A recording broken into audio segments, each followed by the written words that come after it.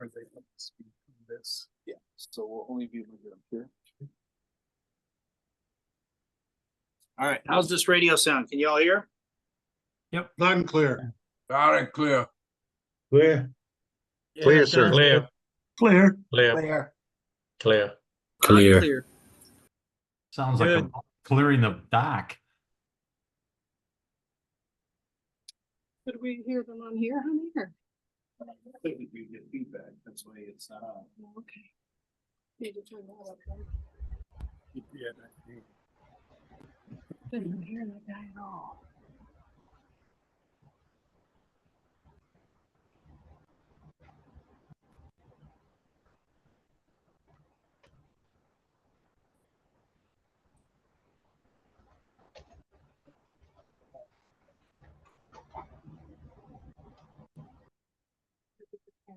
Yeah.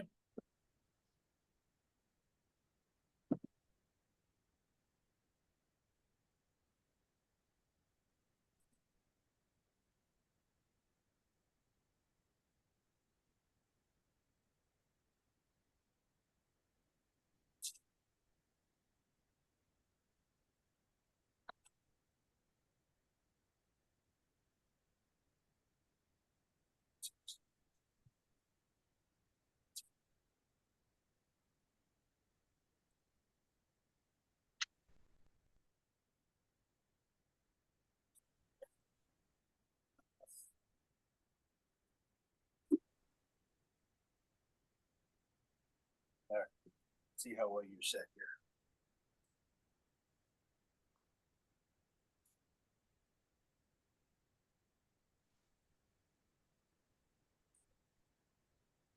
All right, how about now? Can you all hear? Yes. Yes, Yep. sir. Yes. Yes, Yes, sir. sir. I can hear you. Yes. Copy. Loud and clear. Clear. Coming in Clear. about 2 by 2. That's not gonna be Clear. very good. All right. Clear. All right, so today, Stafford Crossland is gonna make the presentation. We had a problem with his computer, so instead we're using mine. So as a result, I will not be able to hear your chats. But Stafford will be going through this presentation. Right now, we're recording it. And we are gonna talk about chapter 5. Take it away. All right, so what we're gonna talk about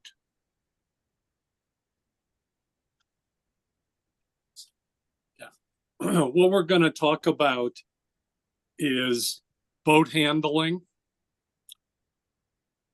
Boat handling is how the physics of how the boat responds. But in addition to that, it's the art of how you deal with that in relation to your steering inputs and your throttle inputs. So the physics never changes, but the art of how you're doing it changes a great deal. And the way that you resolve that is number 3, practice, practice, and practice.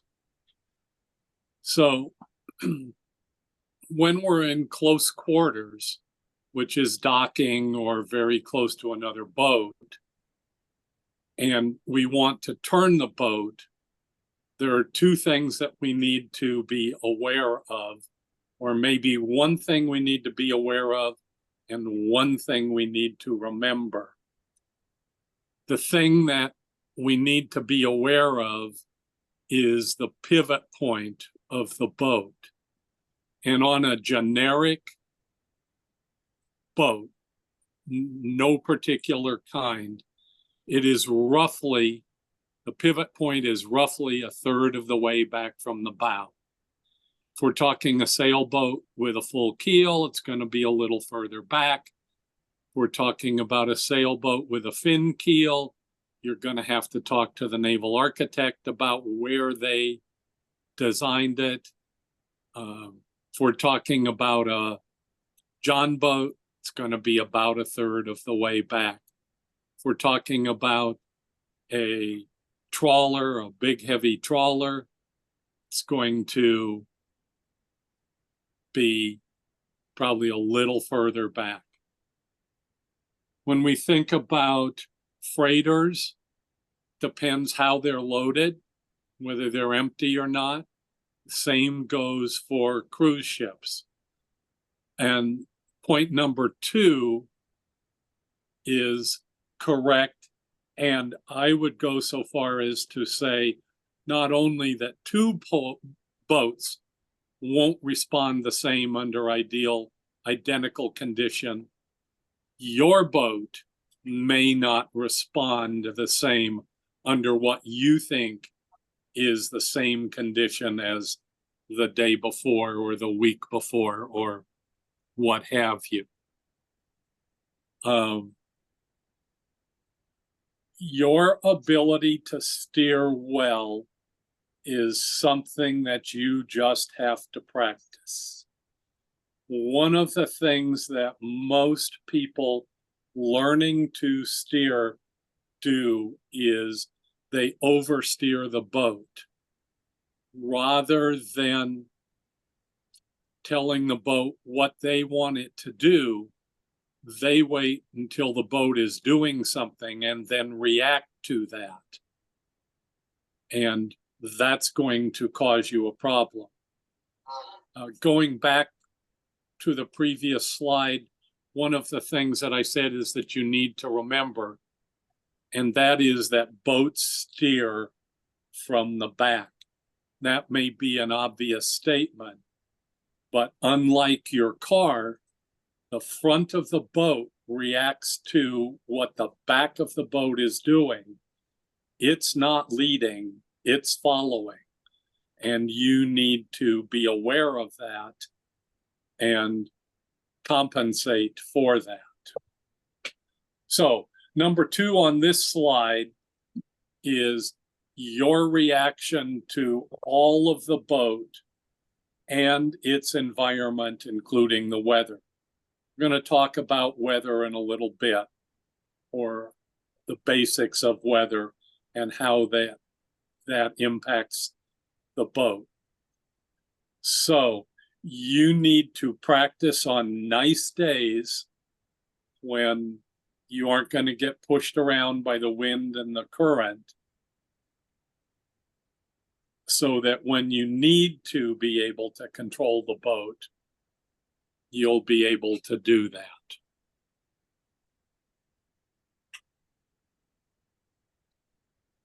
And you need to practice on your boat. Practicing on someone else's boat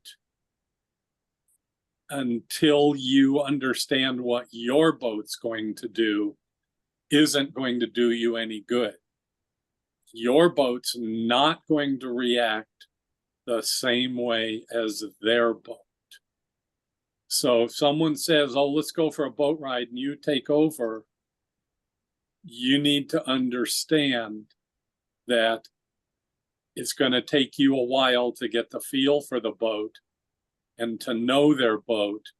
And if they've got lots of electronics on it, to get the setup that you understand rather than the setup that they understand. So once again, it's lots of practice. So now some terminology. We have inboard engines where the entire engine is mounted within the hull. A single shaft goes out from that engine out through the bottom of the boat and is connected to a propeller. Could have 2 engines, 2 propellers, could have 3 engines, 3 propellers. An outboard engine is mounted on the transom and is detachable. One of the advantages of an inboard is that you have a rudder that's mounted just aft of the propeller. As long as the boat is moving through the water, you will have some control with the rudder. With an outboard engine, on the other hand, the only way it turns is with the thrust of the propeller. So the boat can be moving and you can turn the outboard. It is not going to act like a rudder and it is not going to turn you. The only way you turn is by engaging the engine and using the thrust of the propeller. And we have an IO. This is a combination of inside and outside. So we're going to have a motor that's mounted in the boat.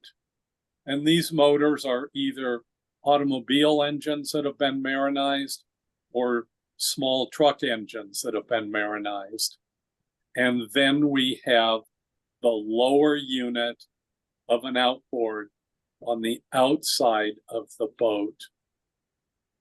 And once again, it requires thrust to turn the boat. So thrust is the force that's moving the boat through the water, and that's created by the propeller. The propeller is commonly called the screw or a prop. And when it rotates, it brings, and we're going forward, it brings water in from ahead and pushes it out astern. You can have a boat with one propeller or a boat with two propellers. We can have an auxiliary, which is a sailboat that's fitted with an engine. The engine can be an inboard, the engine can be an outboard. It's still an auxiliary.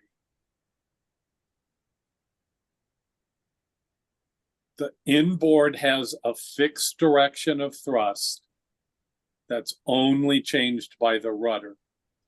The outboard of the IO, the thrust is changed by rotating the propeller. Does anybody have any questions? Okay. Of course, they're good.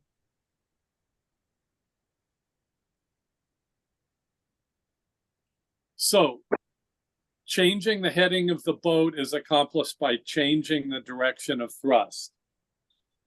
We can change the direction of thrust by rudder action, by changing the direction of the engine, and on a boat with two engines and two propellers, we can do it by changing the RPM of one of the engines, forcing the boat to turn in the opposite direction of that change. And we need to remember that port and starboard are always fixed and are in relation to your looking forward. If you're looking aft, they're still on the same side. It's just you who has changed, not the heading of the boat and not port and starboard. Making headway is going forward in the water. Making sternway is going backward in the water. Turning to port is moving the bow to the left, which means the stern is going to go to the right. And turning to starboard is the bow going to the right, which means the stern is going to move to the left. If we are giving directions in the commercial world, we talk about turning to the right or the left, which is mandated by Congress. Congress mandated that we use the words right and left, not starboard and port. A right-hand propeller, which is the most common, goes through the water in a clockwise direction, looking at the transom from the stern. A left-hand propeller goes counterclockwise. Twin engines usually have counter-rotating propellers, and where those propellers are located is going to dictate how that boat handles. If we get the propellers far apart, the boat's going to turn much more quickly. If we put them close together, it's going to turn much less quickly, but in reverse, it will tend to back straight. We have them offset, it's not going to back as straight. We don't have counter-rotating propellers, it's going to be very difficult to steer the boat. It's not impossible, but it is going to be difficult.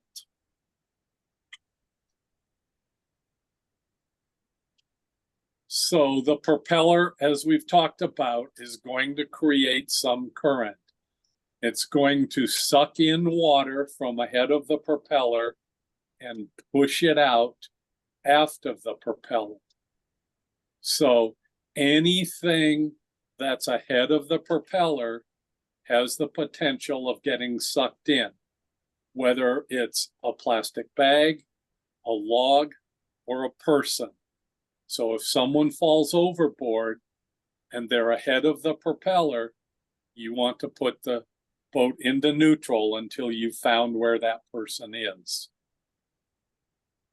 The rudders are placed in the center of the discharge flow, and the current that's being pushed by the propellers over the rudder is going to control the direction of the boat.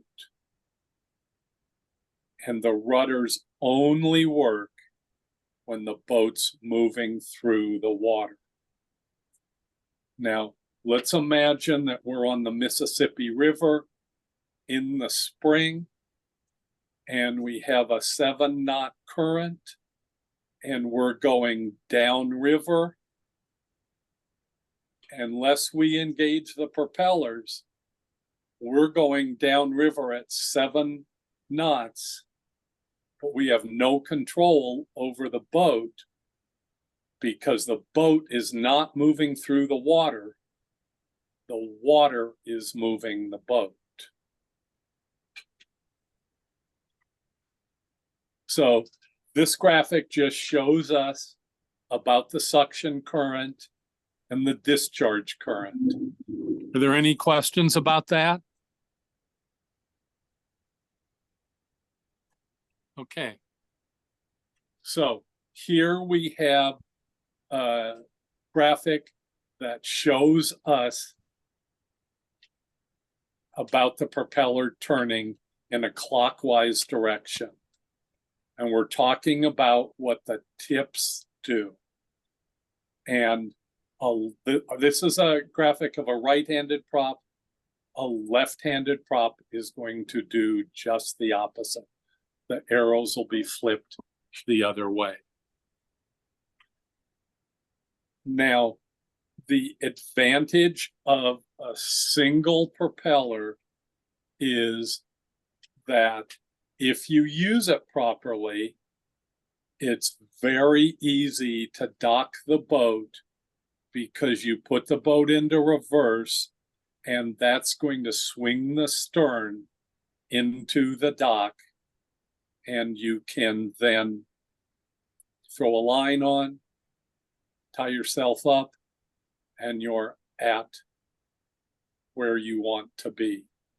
If you have a left-handed propeller, you're going to have the dock on the starboard side.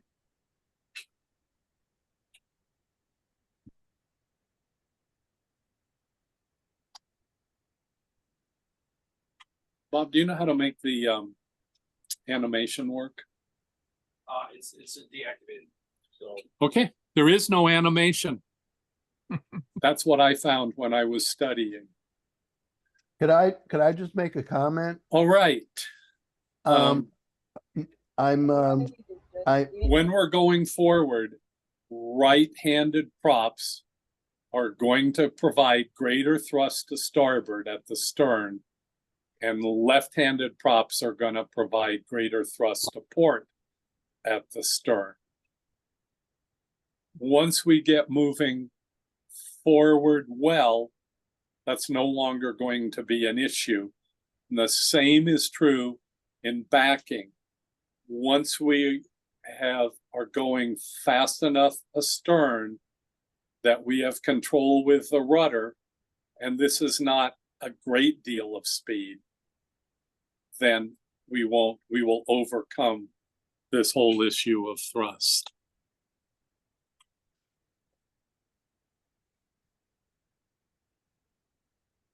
So when we move, when we're with a right-handed prop, the stern is going to move to the right more than it's going to move to the left.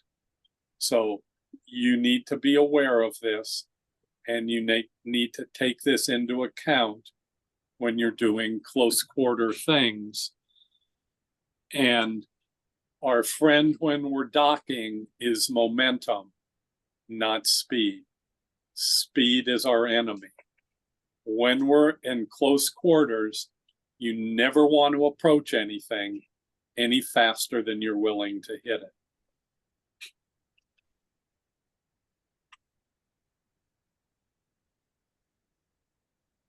So people say, well, does it matter whether I have a displacement hull, which would be a trawler, or a planing hull? And the answer is yes, it does.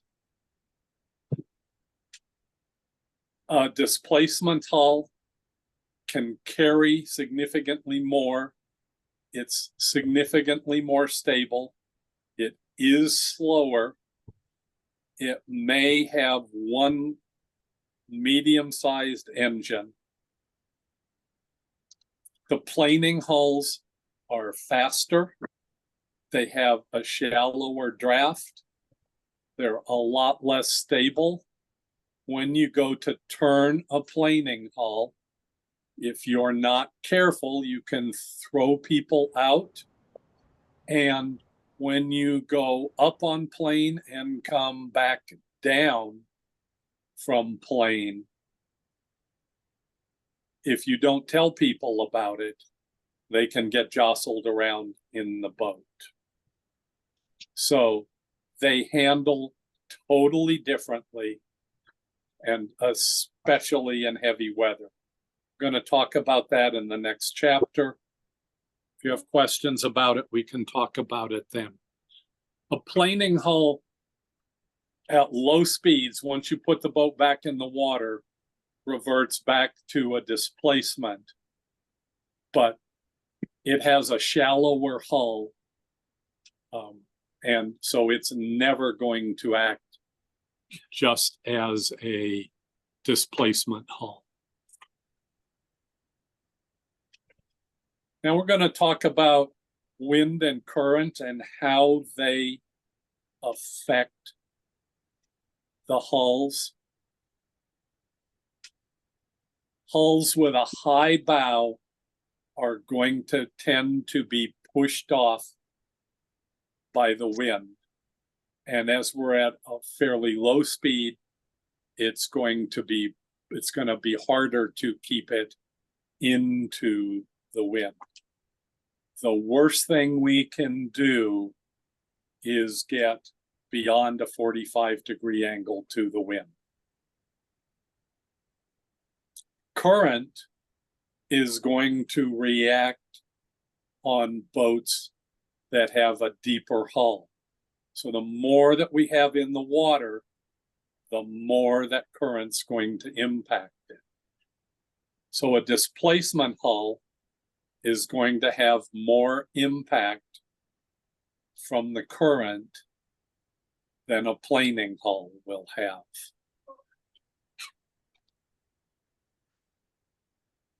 And the more structure that we have above the water, the more is going to be affected by the wind. The deeper the draft, the more we get affected by the current. And the current affects the entire boat. Doesn't matter what our heading is, the current is going to affect the boat because the water is moving. Depending on what we do with our heading, we may be able to overcome the effect of wind. And the effect of wind is going to be greater than the effect of current on a planing hull because there's not much hull in the water on a planing hull, so current isn't going to affect it. We're going to talk about mooring lines. I know that you've talked about this some already, but we're going to talk about it. It's review for you. That's great. The bow line stops the bow from moving aft in the graphic we're going to see. On many of the boats I've operated on, the bow line is perpendicular to the dock and it keeps the bow from moving away from the dock, which is what we talk about here with the bow breast line. Stops the bow from moving away from the dock. It's running perpendicular to the dock, perpendicular to the keel. The after bow spring stops the bow from moving forward. The forward quarter spring stops the bow from moving back. So if we just think about our spring lines, they create an X. One of them's going to keep the bow from moving forward or the boat from moving forward. The other is going to keep the boat from moving backward. Our stern breast keeps the boat from moving away from the dock, and our stern line keeps the keeps the stern from moving forward. Again, if you have a bow line that's perpendicular, you're going to have a stern line that's perpendicular. So here we have a graphic with all of those. Starting at the bow, we have the bow line. It's at something approaching a 45-degree angle. The next thing is the bow breast. That's what's keeping the boat from moving away from the dock. The bow spring is going to keep the boat from moving forward. The stern spring is going to keep the bow from moving aft, and the stern line is going to keep the stern from moving forward. Any questions?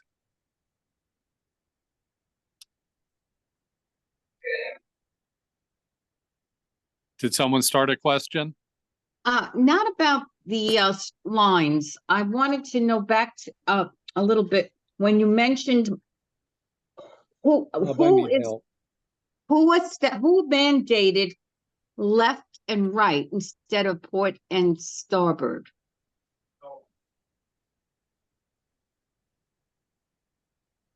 So when you're facing forward in the vessel, you see how this person is sitting in the boat and they're facing forward?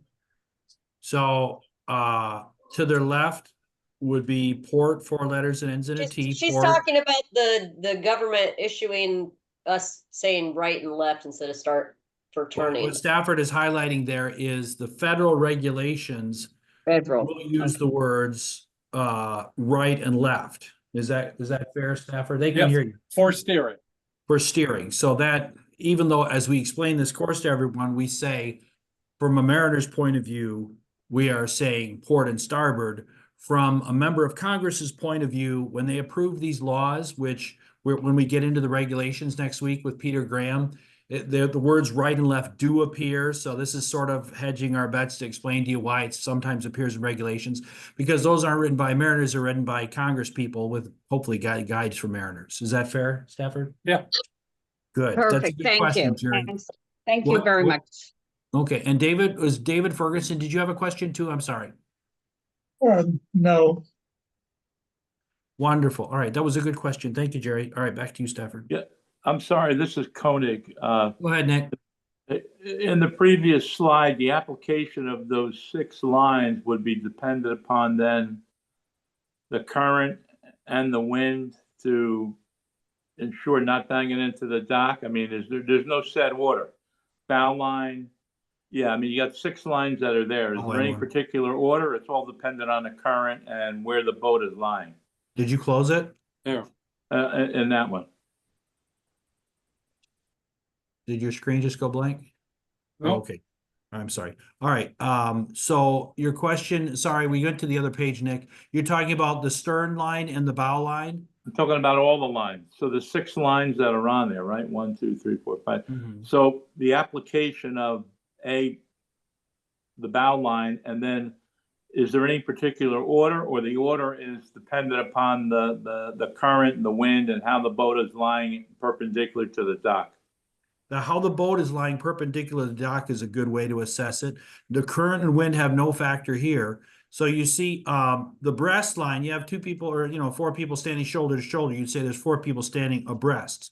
So as opposed to front and back, it's side to side. So the bow line there that's perpendicular from the dock is known as a bow breast line. Now that's going to keep the boat from drifting away from the dock. However, the bow spring line, which is also attached to the same cleat or nearby cleat, is moored to the dock by some distance back. Now that's going to keep the boat from sliding forward and backward. I like this particular image a lot, but what you're really not knowing here is, see where it shows the fenders? The fenders would actually be touching the dock here. So you're not going to have a boat that's floating 6 feet off the slip there. It's going to be, those fenders are going to be touching both the boat and the dock, if that makes any sense. So the spring lines keep the vessel from going fore or aft, and the breast lines keep it from going away from the dock. Does that make any sense, Nick? Did I explain that okay? Yep, I got it. Thanks. Is that okay, Yep, Stafford? you're good. Cool.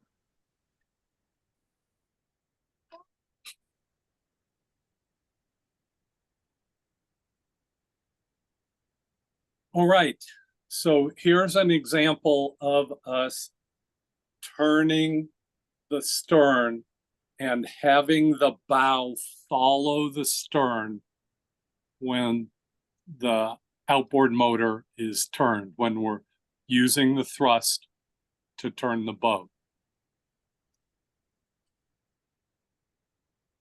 Here's an example of a twin screw boat using counter rotation. You see that here we have the starboard engine, a stern, and the port engine forward.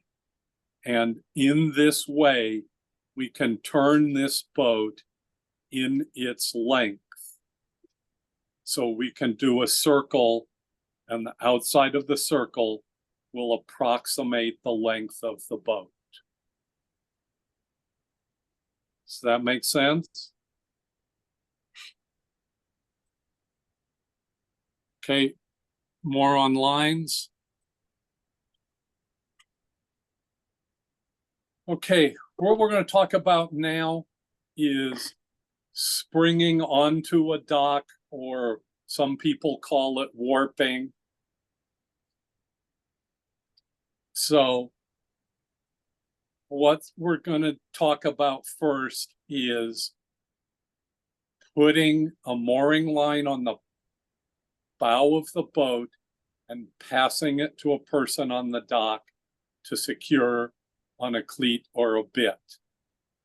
Let me suggest to you that unless you know the person on the dock, that you rather put the line around the cleat and bring it back to the boat and secure it there, so that you on the boat have total control of that line rather than relying on the person on the dock to do whatever it is that may need to happen next.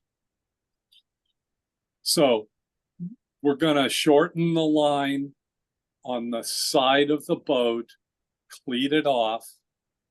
And if we've done it on the starboard side, we're going to put the rudder to port, give the engine some power ahead.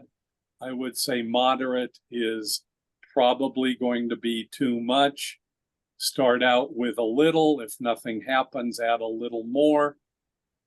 What's going to happen here is the rudder is going to swing the bow out, and the power will move the boat ahead until it's stopped by the mooring line. And the shortened mooring line will force the hull onto the dock and stop its forward momentum. And you will look like a hero as long as you don't use so much power that when the boat hits the end of those mooring lines, it snaps things and people get all jostled around. My view of good docking is when you've hit the dock and no one knows that that's what's happened. So here we're talking about springing onto the dock with the wind or the current pushing us off. In my experience, the closer we can get the boat to the dock, bow on, the better off we're going to be. Depending on the intensity of the wind or the current, by the time we go from just the shadow lines to the blacked in boat, we could have been blown off the dock. So we want to get really close to the dock, get a line on a cleat so that we can then do what we just talked about. You notice the rudder is hard to port, and we're just going to ease the boat forward. That's going to bring the boat into the dock. It's not a difficult thing to do. It's a difficult thing to do unless you've practiced it lots when there's a lot of wind blowing you.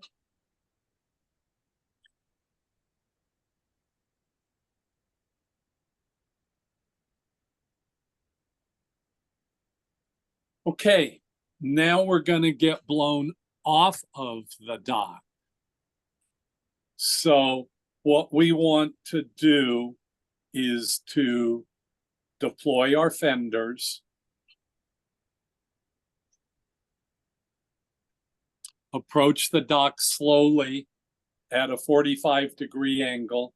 If you read Chapman's, they'll tell you that you always want to approach a dock at a 45-degree angle. Once you're close to the dock, go into neutral, get a bow line attached, turn hard in the direction away from the dock, and then go forward against that bow line, and you will just gently come into the dock.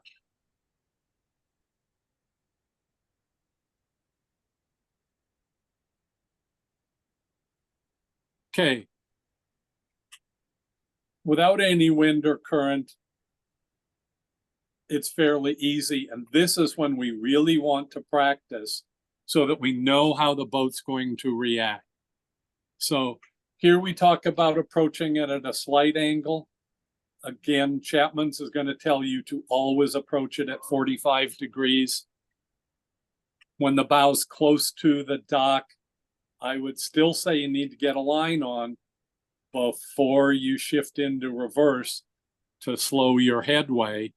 And actually, there's no reason that you can't just be coasting or floating at this point And if you need to change the heading of the boat with an outboard engine or an IO, you just click it into gear, get the heading adjusted the way you want, and then put it back into neutral. And then we're just going to ease into the landing.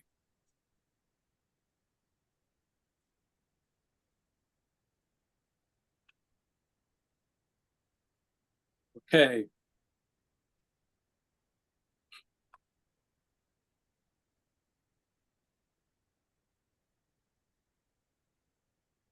So this is what we talked about first.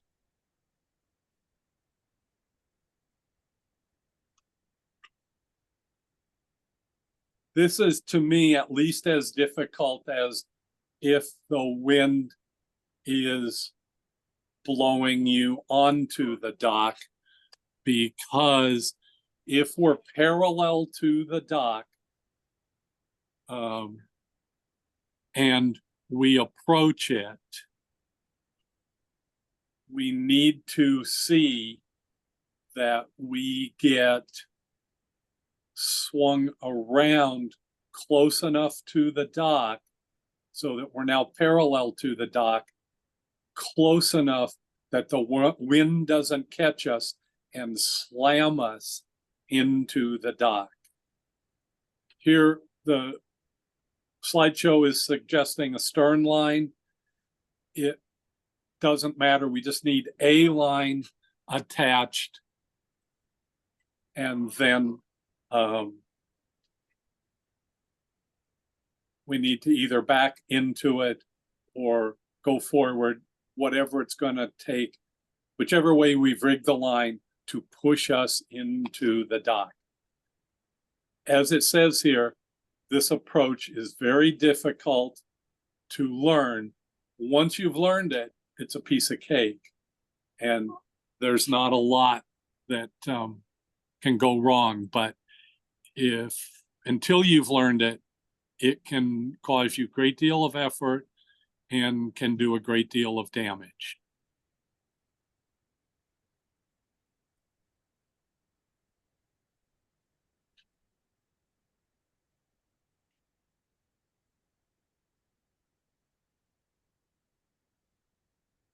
Okay, so if we have a little wind, if we approach parallel to the dock and shift into neutral and just let the wind or the current float us into the dock. Can't have a lot, but if there's a little, it's a great way to make a very nice landing. Okay, now we're going to leave. We're going to have a short bow spring. And again, it can be cleated. Now you're counting on somebody to untie it from the dock or from the boat, leaving your line on the dock. If that's your slip and you're going to come back there, having the line on the dock is fine. If you're transiting somewhere, you don't want that dock line left there. So we're going to have a right rudder. We're going to swing the stern away from the dock. We're then going to move the boat away, stop untie our cleat, and pull ourselves away from the dock. What we have to be clear of here, or clear on here, we have to get far enough away from the dock that once we go parallel to the dock to start making headway, that we're far enough away from the dock that the wind will not push us back into the dock. Does that make sense?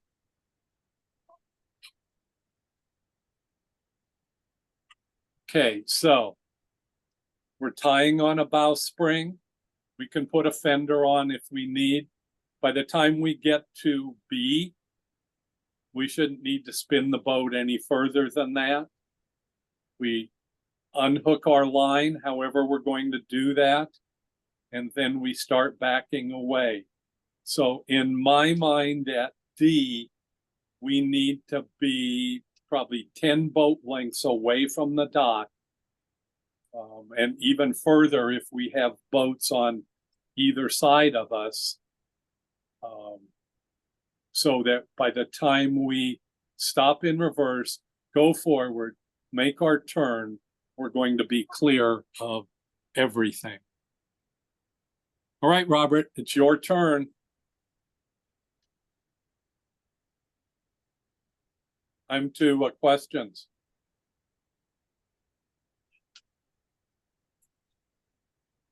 Okay, well, you can come here and I'm standing. I'm actually sitting by. Bob, I have a question. Somebody has a question, Bob.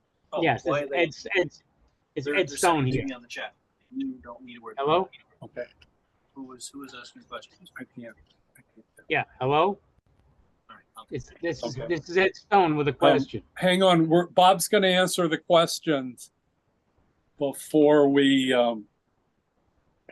Some people had questions before we go to the quiz. Okay, can I ask my question? Yeah, go ahead. Who is this? This is Ed Stone. Hi, Ed. What can I do for you? Hi.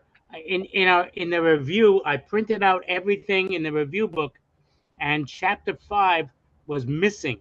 It just had questions. It didn't have any of this in the printout, unless I got a faulty printout. Good. Well, it does refer to Chapman's in there. Did you have time to read your Chapman's? Yes, I've had time, but I have an old Chapman, and some of that was not in there. Was it a 64th edition? No. Or what edition was it? Much older. Okay. Did you see my note where I encouraged everyone to try to get a 64th edition or newer? Yes. Okay. Okay. I was just wondering why in the study guide there was nothing in it. It said refer to the Chapmans, but there was no no content. So the title of the chapter was boat handling. Yes. Okay. Yeah, a lot of times what you can do is look in the table of contents or Chapman's and find the topic. Like if it's heavy weather, and that's one thing with the newer Chapman's, which someone else brought out, is if one of the things they did with later editions, they rearranged the chapters just so they could charge money for sending out a new edition. But if you look under the table of contents, you'll find subject matter, whether it's regulations or heavy weather. And then you do have to do a little digging in the Chapmans. I mean, we get you as much information as we can, but when it says in the book, look in Chapman's under boat handling, that's because it's a very good way to learn it, is reading it. And I think probably the material is similar, but I don't know how old your version of Chapman's was. Yeah, good used copies. You can find good used copies, 64th edition or later, of Chapman's for $5 or $10, like that email I sent right at the beginning of class. I hope you all got that. Okay, I'll take a look. I'm not that unfamiliar with this because I've been boat crew for a while. So okay. But So you just want more help with the class. Okay. Did we have anyone else have any questions? Good. All right. I don't have the review in front of me, so I will share Stafford here. What you do is you ask everybody to answer the question. So when the question comes up, if someone wants to shout out what the Stafford, if you want to read the question and then ask people to shout out which they think is right. The question is the part of current that flows into the propeller is called C. Suction through and current. Yes. Suction screw current. C is correct. Tap on the little dot next to C. Oh, yeah, I don't. Oh, I didn't know there was a. I don't see any. Oh, I didn't have this. I tap on the question. The actual question mark next to the right answer. Okay. When a right-handed prop is turning clockwise, the boat will go to Hey, forward. C. Forward. I can't hear It's, Bob. if they're saying A or C and it's A. Right? Click on the question mark. It's C. Right. Yeah, clockwards. A or C. Tap on the question mark next to A. I'm getting nothing. All right, tap on the question mark next to C then. We'll see what happens. I am. Just tap on any part of the page because it is. I am. Oh, it might be froze too. Oh, that might be I'm not as smart as you are. as smart as I am. So it's gonna be A. There we go. Forward. It likes forward. So question here, reality, it should, the question should say, when a right-handed propeller is turning clockwise as viewed from the stern. I think forward is a fair answer.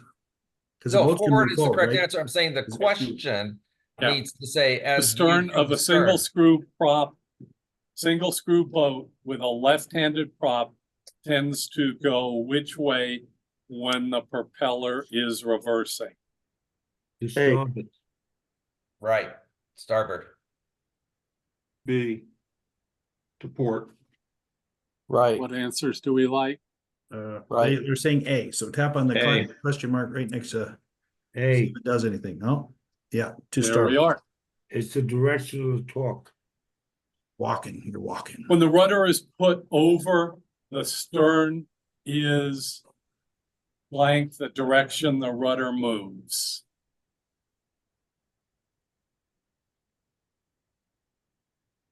Kicked away from. Away from. B. Away from. Yeah, good. B. B, they're saying B, click on B. Bravo. Bravo. Mhm. Here we go. When backing a single screw inboard with a right-handed propeller and the rudder amidship, the stern will go D. D. D. Move to D. port. Delta. D. Delta, move to port. D, they're saying D. D. A little lower, just tap, there you go, good. All right, move to port.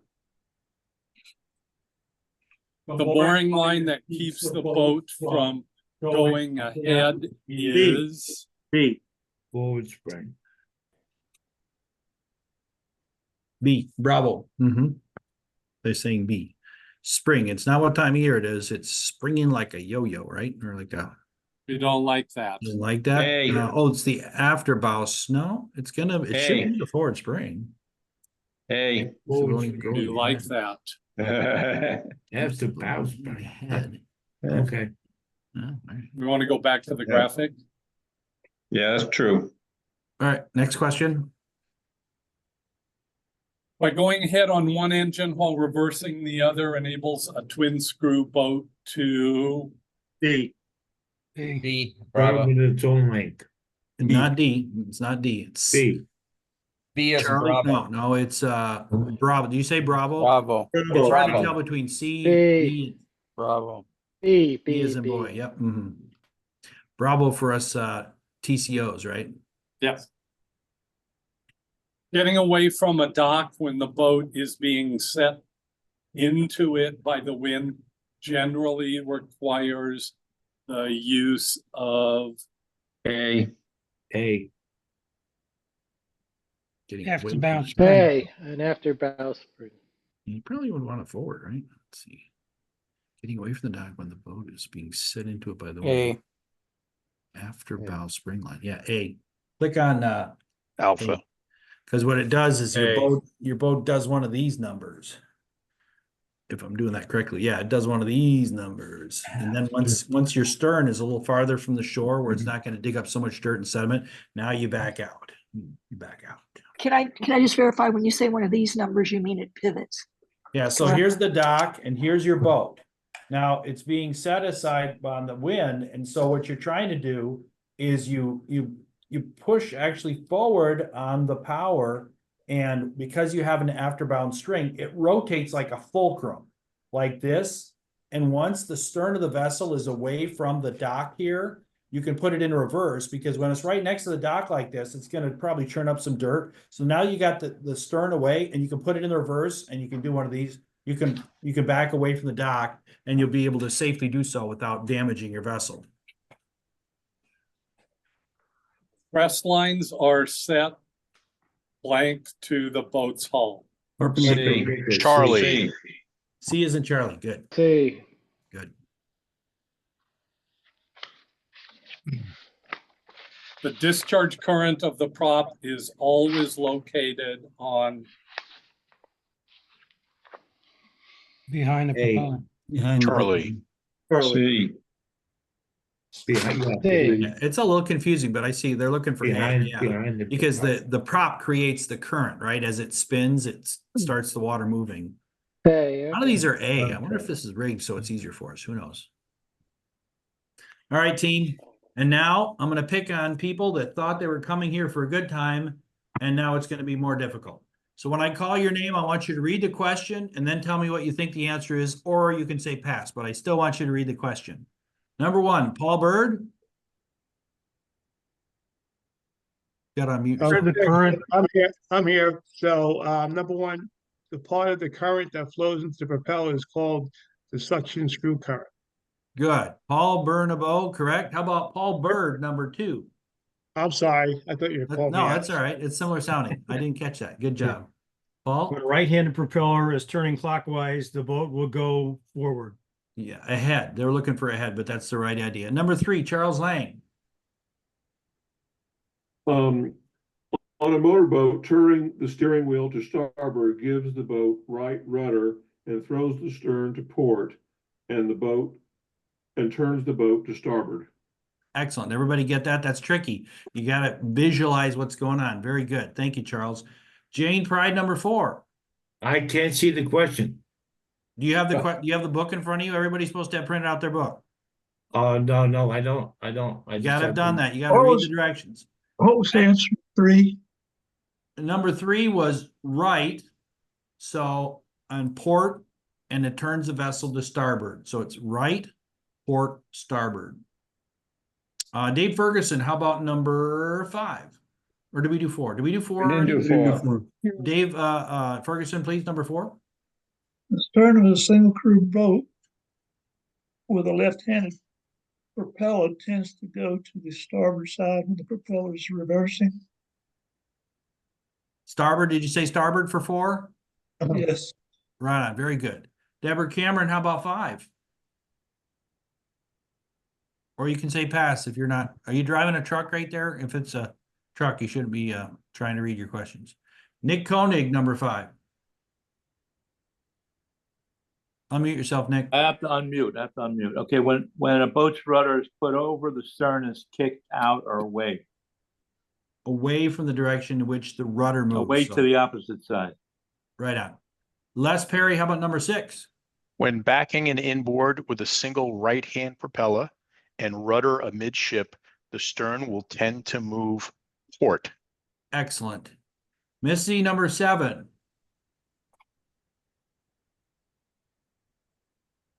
I'm here. 4 mooring lines that may be attached to the bow of the boat for dock mooring are number 1 and number 2 lines. They can be attached to the bow, although number 2 is usually attached to the cleat aft of the bow. And number 1 is the bow line, number 2 is the spring line. Yeah, you sound like someone who's crew qualified. Nah. But if you're a person who's new to the auxiliary, you're looking at the book, bow line is correct, but they're looking for breast line because that's what the book says. Oh. But, you got it right, Missy. You know what you're talking. She's the teacher's pet, in case you guys didn't know. Number 8. How about Dr. Actually, Gill? no, there's 4 of them in the book. Yeah. Oh, Bow okay. line, forward bow spring, forward bow breast, after bow spring. All right, Exactly.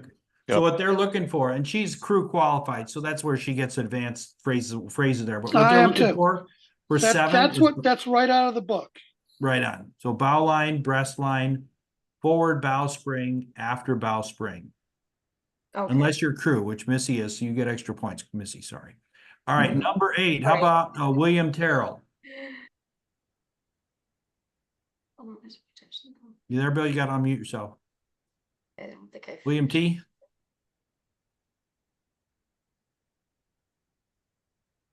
Dr. Jim, can you unmute yourself, or is that not easy when you got the iPhone? Go ahead, Dr. Jim. Four lines that may be used as springs are the forward bow spring, the aft bow spring, the forward quarter spring, the aft quarter spring. Bang Over. on. Good, excellent, Dr. Jim. William Terrell, can you unmute yourself, or are you still fighting it? All right, number 9, Gary Bushy.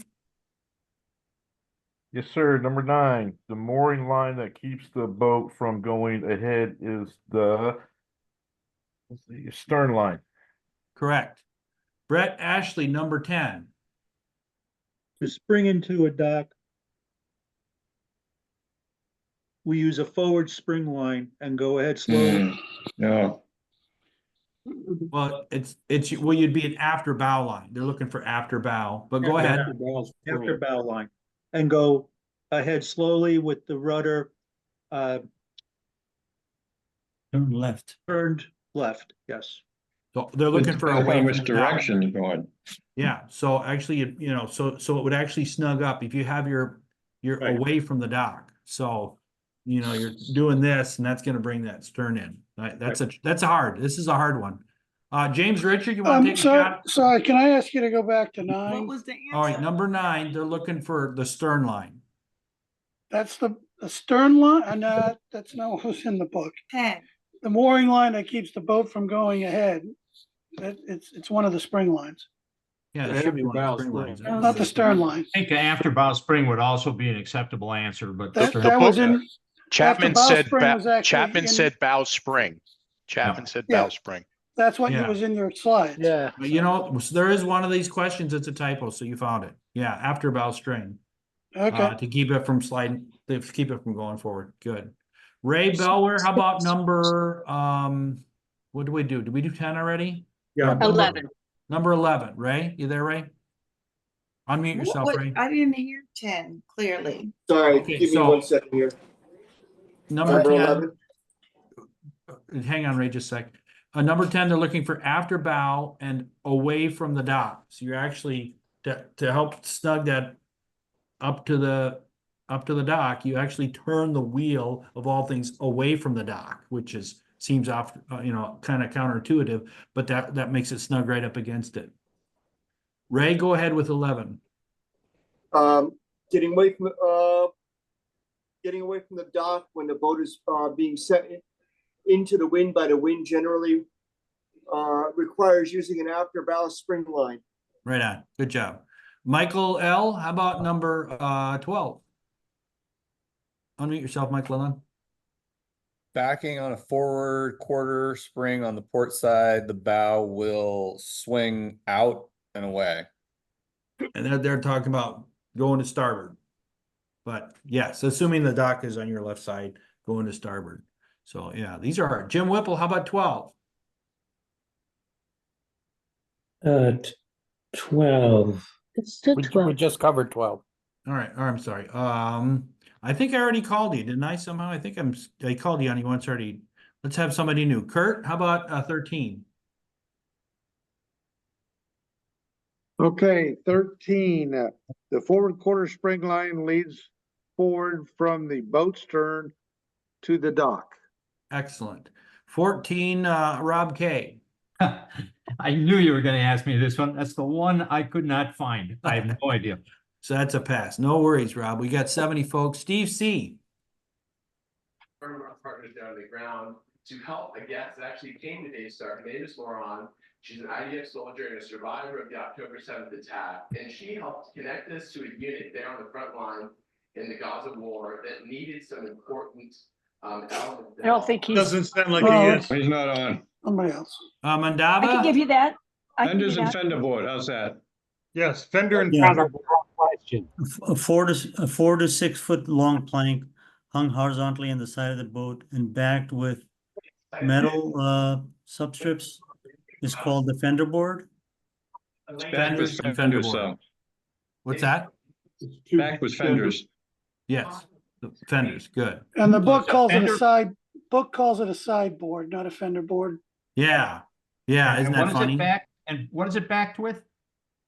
some type fender- of cushion, some type fender of board. cushion. The book says backed with fenders and call a sideboard.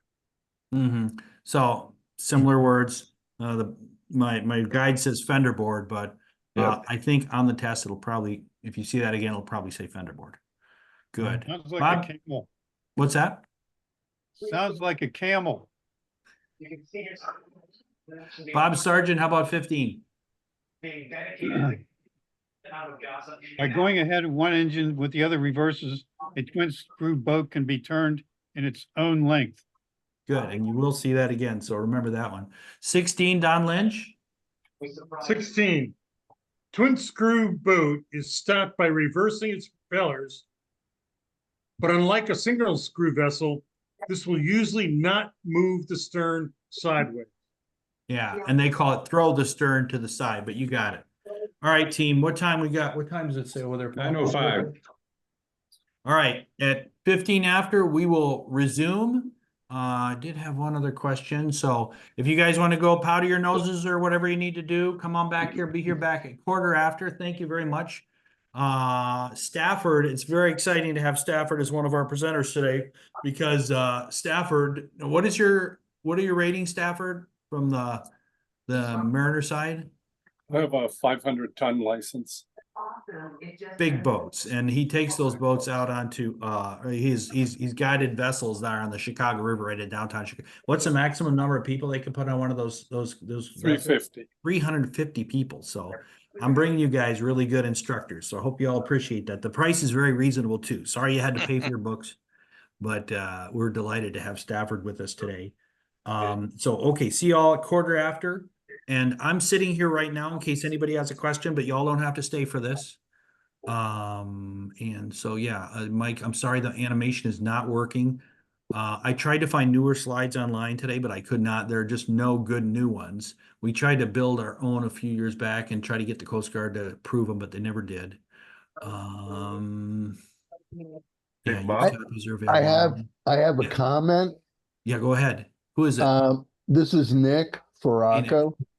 I think it's a good idea if a person falls overboard, not only to put the engine in neutral, but to shut the engine off, because sometimes you think it's in neutral and it may not be.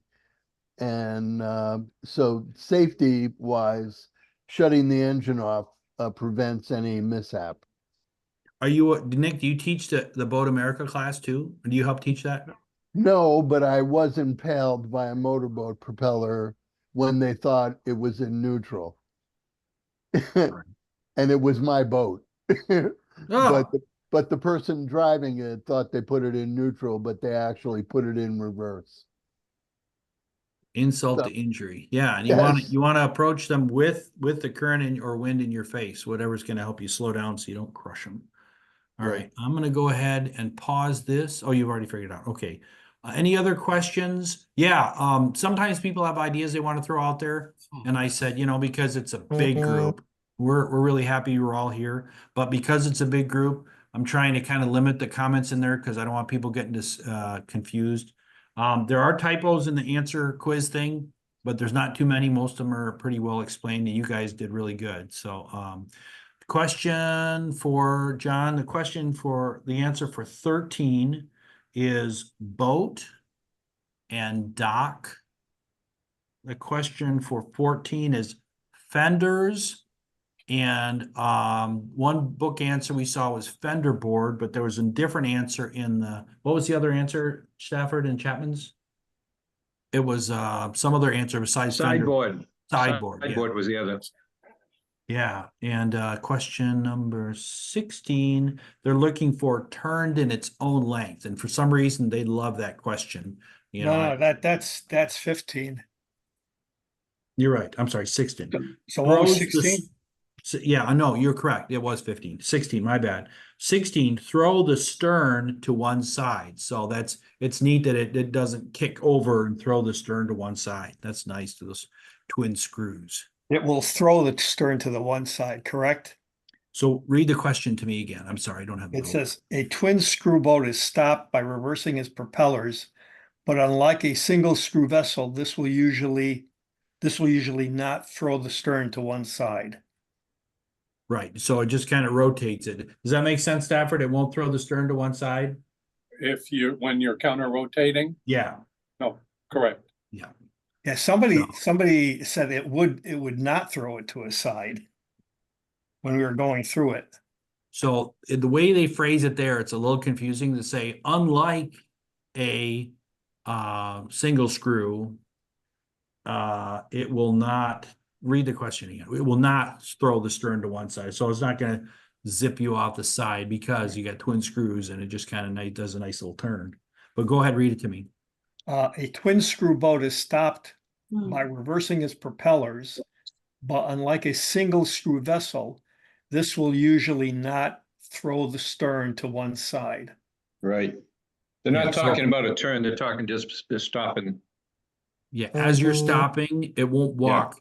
Because Right. they talk about it walking the boat, you know, because it won't throw the stern, depending on whether it's a a right-hand screw or a left-handed screw. When you go into reverse, the back of the boat, you know, depending on that P factor from the turning on the prop, it could make the stern go to one side, or if it's the other side, is the other's counter That's rotating. a single screw, yeah. Yeah, Not a yeah. So double the screw. single screw will do that. The twin screw will not, because Yeah. they offset each other. Counterbalancing. Yeah, they fight each other off, so those weird shifting tendencies don't happen because they're both spinning in the back. So It's tricky. Number 9, chapter 5. There was a debate there because the book says stern line, but I think we all agree it should be a bow after spring line. Right, for number 9, has everybody got bow after spring line? Because I think that's what they're looking for. So Even what though would the it's- stern line be used for then? to keep the boat from sliding away from the dock. And you could have a stern I thought line that was as, I thought that was the afterbow spring line. so the afterbow, say that my middle finger is the front of the boat. So here's the afterbow spring line. Do you still have 7 up there? Or what do you have up right now? 8? What do you have up? You No, have 5. I have 5 up. You remember? Yeah, go to that one. What time is it? I don't know if we have time to go over this again. We need to plug in my microphone. Oh, okay. I can hear you. I know, but it's gonna run out of electricity. Okay. So I think, did everybody say after bow spring for number 9? Because I think that's what we all generally decide. Yeah, here's the picture. You see the picture right there? See the after bow spring? That's going to keep the boat from going forward and aft. And if you'll forgive me, I'm going to mute myself because we got a little technical issue. That was explained well enough. Sorry.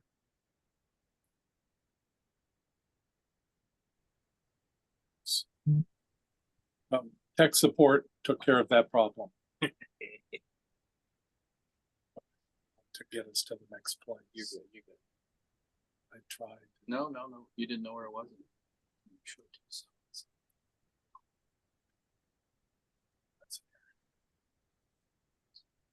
On a boat.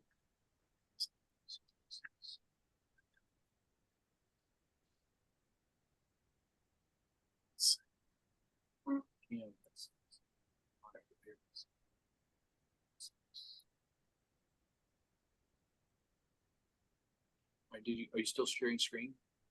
I didn't stop sharing. This. Okay, you good to go? Yeah. Is it time? It is. You got 3 minutes. Thanks for being here. Thanks for your help.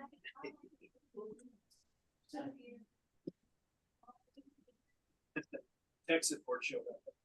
Tech support showed up.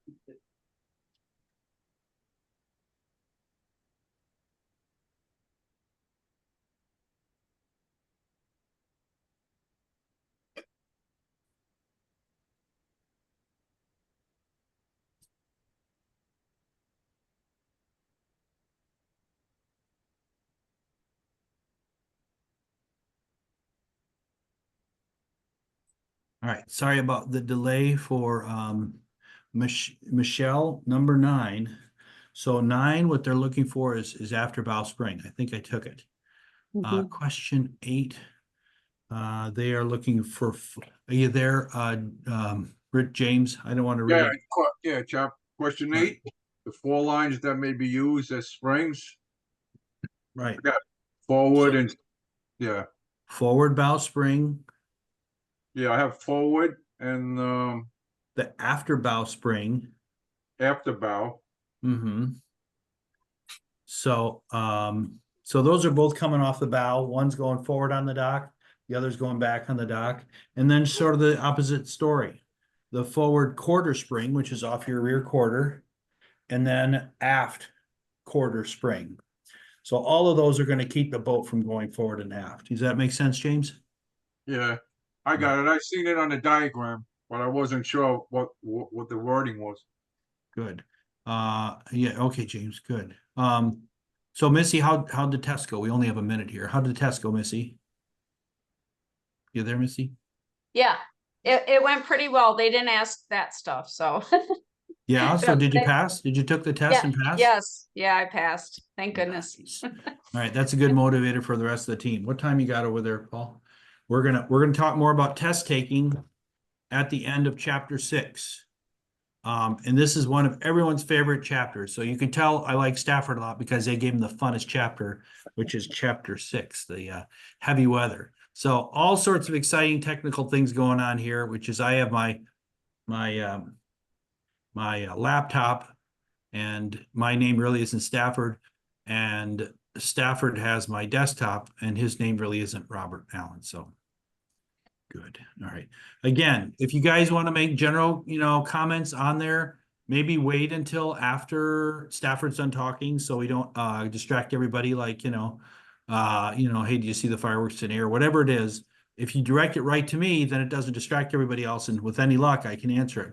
Now, if it's, the slide projector isn't working anymore, then I would stop everything and say, hey, let's try to fix that. What time you got, Stafford? There it is. It's time.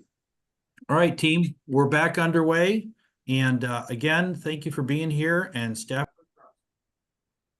Right. Our next chapter is heavy weather. And the first thing that I'm going to say about heavy weather is, I guess there are 2 things. Before you ever go out on the water, you need to check the weather and know what it's doing.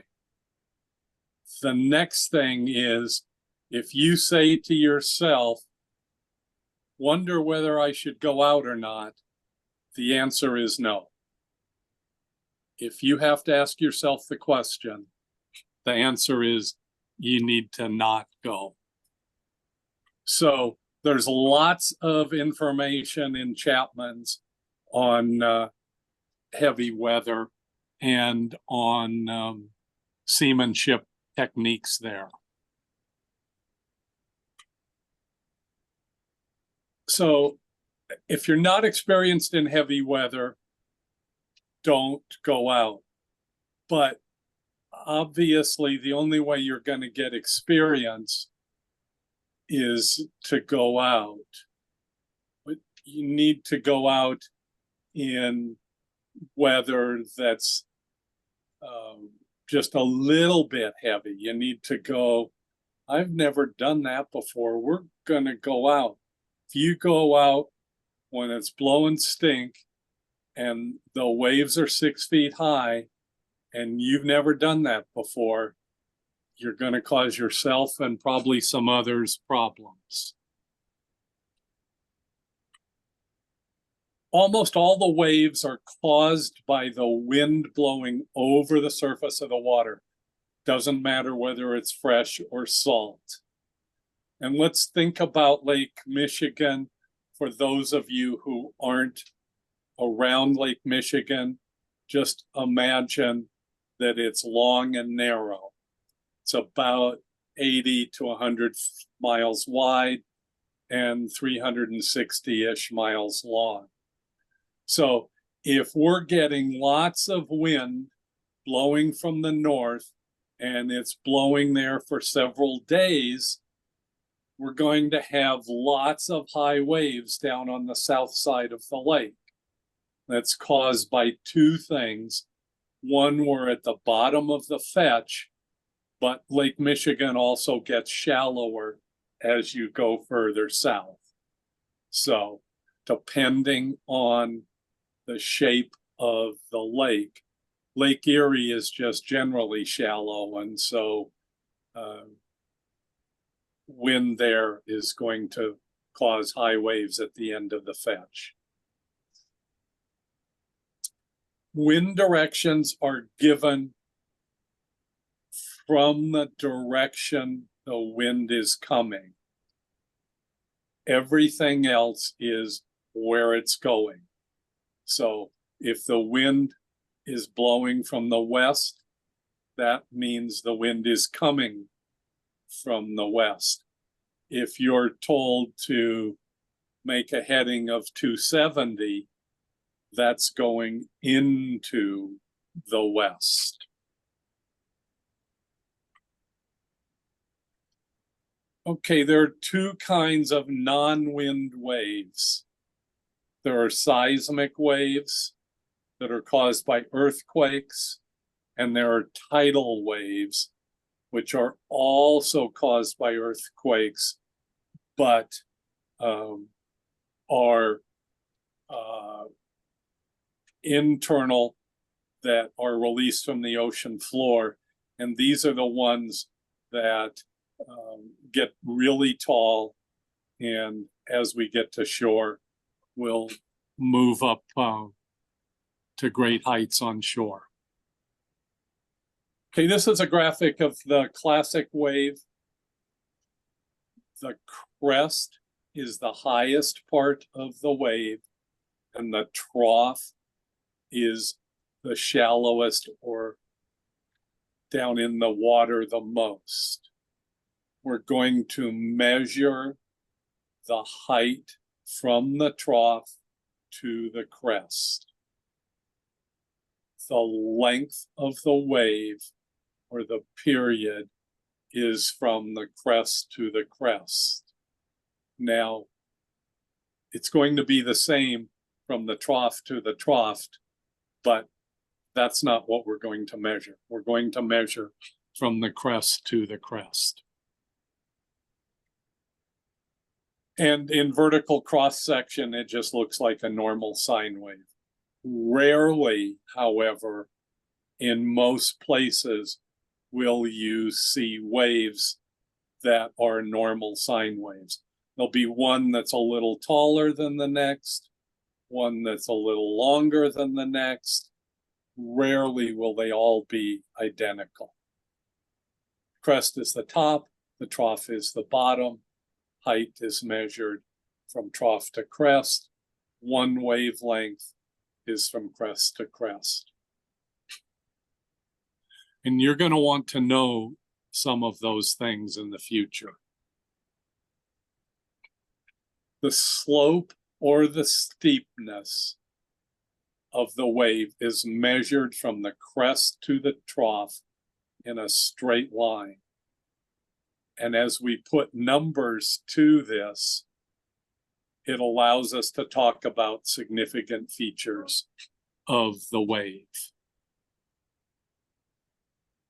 The greater the height, the more unstable it is, and that means the more likely it is to break off the top.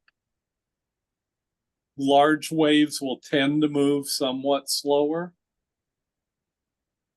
And remember that height is one of those things that is academic. A 5-foot wave is going to be over your head if you're standing up in a John boat. And we've found over time that wave heights are notoriously overestimated. Somebody goes out there and goes, whoa, they're 20 feet high. Maybe, but doubtful. Waves start causing problems for moderate-sized boats when they're over 3 feet, and become very difficult for small boats when they're over 5 feet.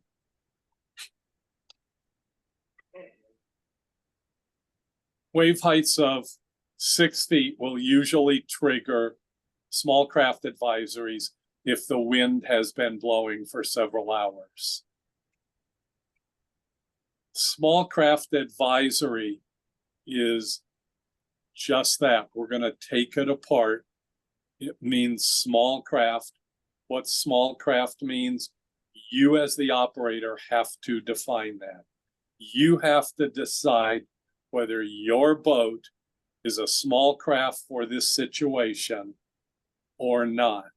So someone might decide that their 30-foot boat is perfectly fine to go out today, and someone else who has a 50-foot boat is going to say, there's small craft advisories out there.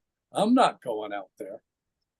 These are issued by NOAA, the National Weather Service, and you can pick them up on Channel 16, or you will find them on any of the NOAA weathers.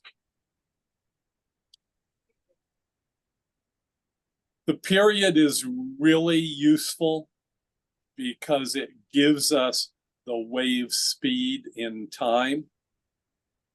If we know the wave period, it's possible for us to change on the flat spot between troughs or between crests without endangering ourselves.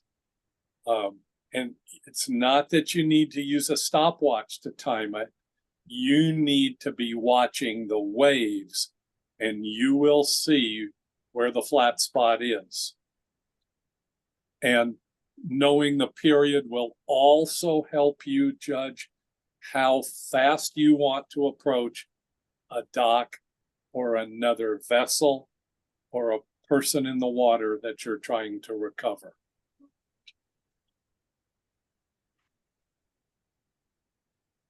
Surf is caused by breaking waves, which become unstable. The top comes off due to the rising up of the floor of the water body.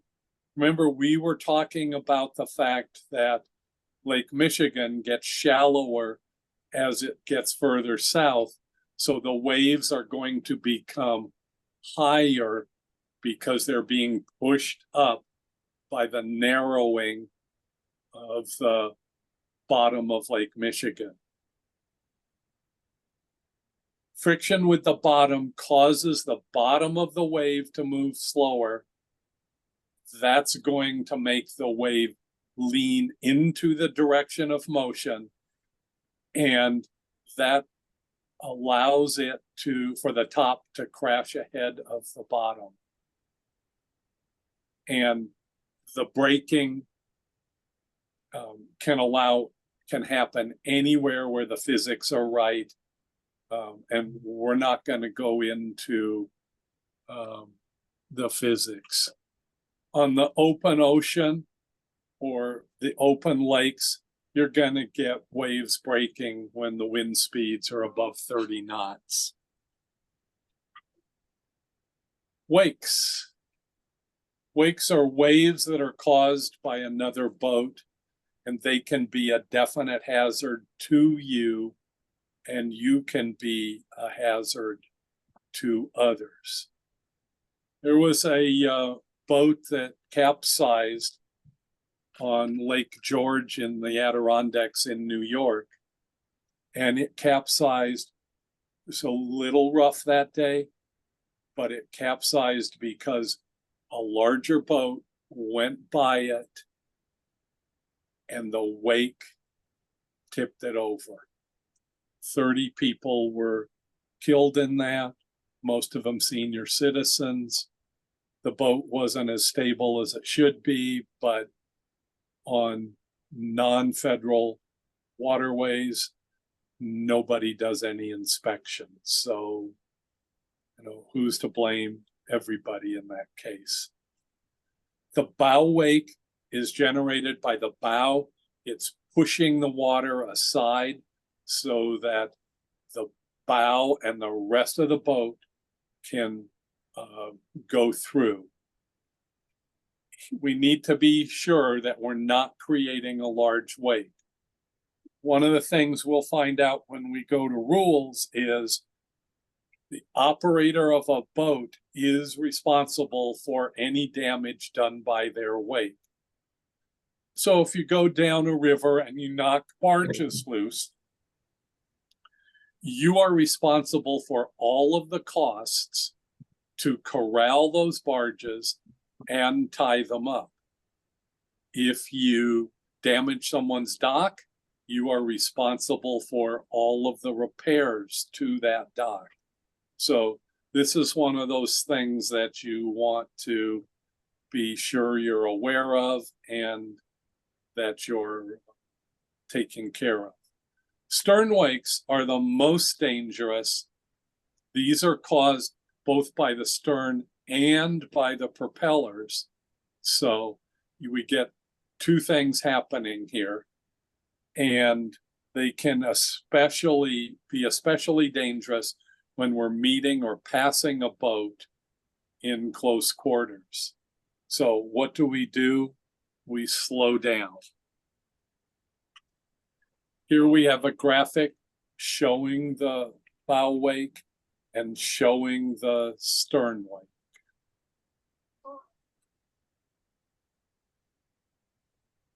So the more water we draw, the greater the hull and the keel are to resist the effects of the wind, and we're going to get less sideways motion. That's why sailboats have keels, to turn the sideways motion into motion that pushes the boat forward. The less hull we have in the water, the greater the effect of wind and the resulting leeway, especially at low hull speeds. Leeway is being pushed sideways. The more cabin structure, the more freeboard, the larger our capacity, the more leeway we're going to get. And we need to be aware of leeway only because it has the potential for blowing us into a dock or another boat if we're not careful. We can also use it to our benefit in maneuvering if we know how to do that. So here we have an example. A is a sailboat. It's got lots of resistance to leeway. B is a speedboat, a planing boat. It has less resistance to leeway. A will be affected more by current. B will be affected more by wind. Okay, we're going to talk about current more in another module. Current can be effective for both wind and against it. So we can have current that's going with the wind, or we can have current that's going against the wind. Most of the currents that are wind-driven are deep within the water, and their effect is going to be independent of the wind. So a deep draft vessel is going to have the greatest effect from the current because it has more hull in the water for the current to act on. And what we can do to minimize it, at least as far as leeway goes, is to line the hull up with the current as much as we can. And the same thing goes through with the wind. So the current and the wind can give us tricky or dangerous situations for steerage, and special caution is required. And once again, it's practice. If we've practiced enough, the wind and the current will be there, we'll be aware of them, and we will counteract what they're going to do. So once again, here we have the cabin cruiser with its high profile and the runabout with its lower profile. And the cabin cruiser gives us a lot of area for the wind to push against, giving us leeward or downwind side. Vessel A would be very difficult to steer at low hull speeds, but with some experience, it certainly can be done. Vessel B has much less exposure to the wind with its profile, and Vessel B is going to be much easier to steer because of its because of the less leeway at low hull speeds. Okay, in the previous slide, it's easy to visualize the reason for the increase of the wind on hull A. You see all that space, all those things that the wind can catch, it's going to catch, and it's going to push the boat in the opposite direction. It's also easy to see that boat B, the runabout, has much less area for the wind to affect it on. Vessel A is sometimes difficult to control in small, tight maneuvering areas such as docking, but Vessel A is going to carry momentum much further than Vessel B will. So we can use our friend momentum to get us in and out of the dock in spite of the large sail area. To minimize the effect of the wind, it's necessary to put the bow into it. So in this case, what we're going to talk about are two situations that we don't ever want to get into. One is capsizing and the next is pitch poling. So the further that the bow drifts away from the wind, we'll show that in the next slide, the greater the effect that's going to have on the heading and the difficulty in steering. If you remember in the other slideshow, it said that a boat's natural tendency is put its stern toward the wind, which is the worst thing that we can actually do. So this takes practice to make this happen. And this finesse is the art that I was talking about in the other, because the physics is going to be there. So you see at the top, we keep the bow pointed into the wind. B, we get to about 45 degrees from the wind. And C, we're now at 90 degrees to the wind, broadside. The next thing that's going to happen is the next wave that hits us is going to roll us over, and we're going to have a bad day at sea.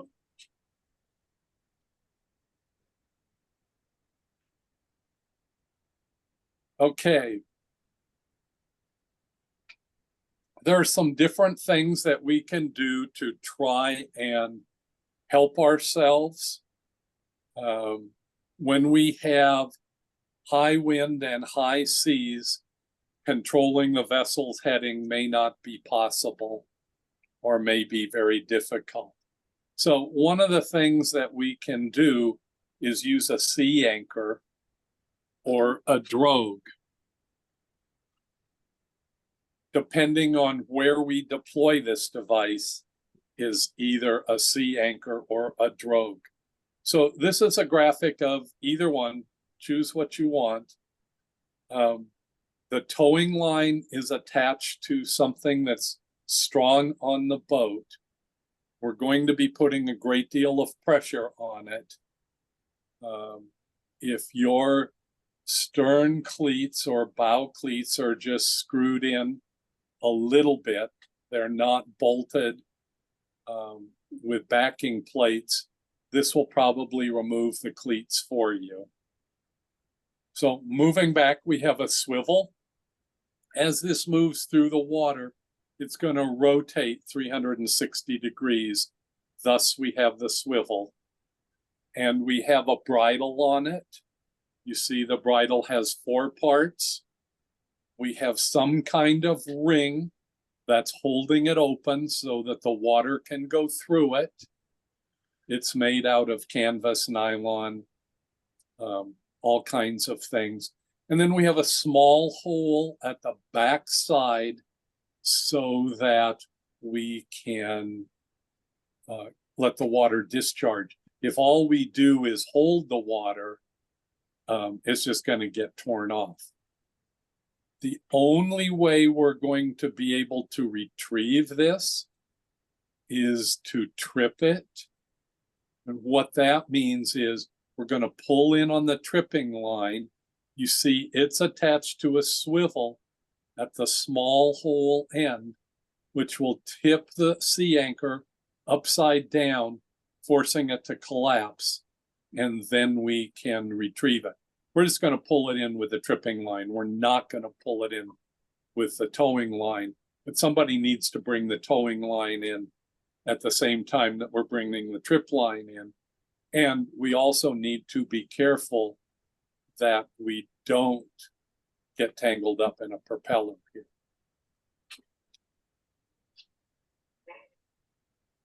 All right, so the device is simple. It captures water, slows it down, and that's going to slow down the speed of the hull. Critical here to understand slow down. It's not going to stop it, and it may not make a significant difference, but it is going to slow it down. It's also going to prevent or slow down the yaw. When we're going downwind, the stern is going to tend to go from side to side. So I told you that it's a sea anchor depending on where it's deployed, or a drogue. So when we deploy it off the bow, it's a sea anchor. When we deploy it from the stern, it's a drogue. Sea anchors are extremely effective if they've been adapted to your vessel specifications. So if you're going to go buy one, you need to tell people about your boat, and you need to make sure they understand what you're saying, because otherwise they'll just go, oh, well, you just need this. And that may or may not be the case. So we have lots of different kinds of sea anchors. Here we have one, it's called a parachute anchor. You notice the other was cone shaped. Here, this is a parachute. Same kind of thing. This one has a float on it. You can put a float on any trip line. It doesn't matter.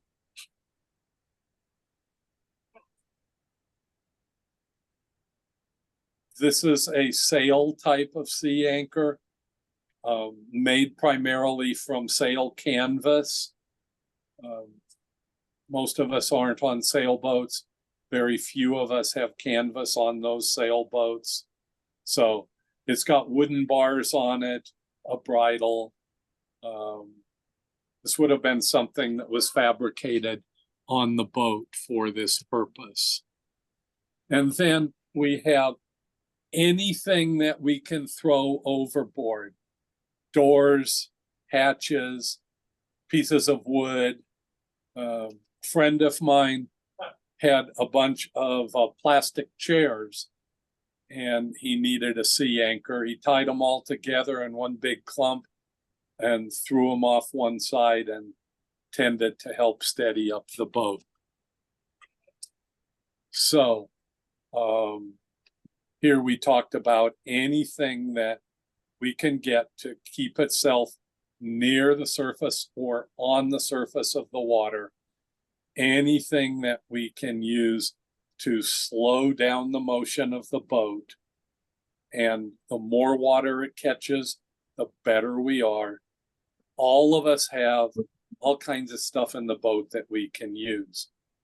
One thing we need to think about when we're deploying a sea anchor is how much water do we have on the leeward side? If we only have 10 miles of room between us and shore, and we're drifting at 3 miles an hour, in about 3 1/3 hours, we're going to be on shore. So we need to be thinking about how we're going to deal with that problem. So here we have a drogue that's being used in following seas to keep the boat headed into the waves. And here we have a sea anchor doing essentially the same thing. Let's go back here. What we want to do going into the waves is have our bow someplace between head on into the waves and 45 degrees. And we want to be at the same speed as the waves. We don't want to be climbing up one side and then sliding down the other. So we talked about two things we never want to do. We never want to broach, and we never want to pitch pole. This is a broach. That boat is gone. The wave that's coming up over it is going to finish rolling it over. The problem we're going to have is the cockpit's going to fill up with water. In all likelihood, unless the companionway has been closed, the water from the cockpit's going to go in the companionway, fill up the boat, and it's going to go down. Here we're pitch poling, so we've gone up over the top of the wave and we've buried our bow into the bottom, the trough of that wave. The wave is going to continue taking the boat over, and it's going to end up upside down as well. And in all likelihood, the bow may separate in this whole process. All right. We're done. Do we have any questions, Bob? All right, team, any questions from the crew? Anybody have a question right now? Are This you is ready to Tony. fire up? Go ahead, This is Nick. Tony. I got a question. Go So ahead. the anchor and the drogue are used, in this case, we're assuming the boat's, it's to maintain stability in the rough seas. We're assuming the boat, the motor and the engine is still operating, but suppose the motor is dead in the water. That's still, we still can deploy those for the remain what little stability we have in a rough sea? Yes, and so the question is it only when the motor's working, or does it work when the motor's not working? It'll work when the motor's not working, but you have more likelihood of pitch poling unless you have a drogue or sea anchor that is particularly designed for your boat. So, you know, this didn't show pictures of the line. You know how you run a line out from the stern to calm the waves behind you?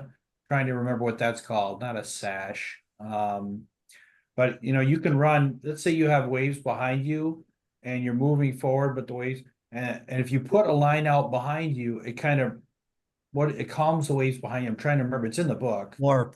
It's called a A warp. what? I think Warp. they call it a warp. A warp, Warp. yeah. So this didn't show pictures of the warp, but those of you, that's also another thing you can use. But yeah, when you effectively, it's doing the same thing. good. Yeah, Yes. I mean, it's the cool stuff. And the key part, of course, to remember for later on is the anchor is from the bow and the drogue is from the stern. But depending on, you know, if you had a strong current behind you and you're trying to not go crashing over the tops of the waves and the water's, you know, moving at a greater speed than the vessel is, than having that, the sea anchor out in front of you. It's going to keep the bow of your vessel pointed into the waves as you're moving forward, if that makes sense. But hey, this is cool stuff. Any other questions? Good question, Nick. Another question. The trip line, it seems obvious, I guess, but I hadn't thought of this before. So the trip line needs to be long enough that it stays on the boat when you deploy the anchor or drogue, correct? That's a very good question. And the other thing about it is one tricky part with either the drogue or the sea anchor is when you have that much line out, and you're asking how long the trip line's out there a distance, and the anchor line is out there a distance, and you always worry about them fouling, getting tangled up with each other, because that's going to defeat the whole purpose of the thing. You're not going to be able to get any leverage from that drogue or from that sea anchor. Do you all understand that kind of what I'm saying there? If they get all tangled up, it's not going to help, because it's just going to keep it closed the whole time. It's not going to have that water trying to flow through it. That's one of the advantages of putting a float on the trip line, right? Because that'll keep the trip line up on the surface. So you don't have the sea anchor is going to tend to submerge itself a little bit, not a You don't lot. have the bitter end of the trip line You on would tend deck? to keep them separated that way, and with the swivels, they tend to separate as well. So I'm still confused. The bitter end of the trip line is on deck or not on deck? Yeah, well, you'd have to be able to pull it. So yeah, you would have it somewhere accessible to you on deck in case you needed to trip it. That's what I thought. Does that make sense? Yeah, you'd have to have he says the bitter end, but it's going to be tied off, right? Yeah. Yeah, so you'll have it. It's not like it's going to be loose flapping all over the deck. You're going to have it tied to something, hopefully. Good. No, that's a good question. Other good questions. It's getting kind of late. Let's kind of dig into our quiz questions here. Go ahead, Stafford.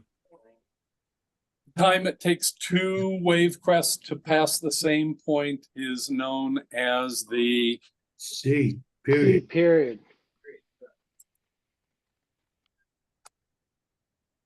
The uninterrupted expanse of water over which the wind blows is called the Fetch.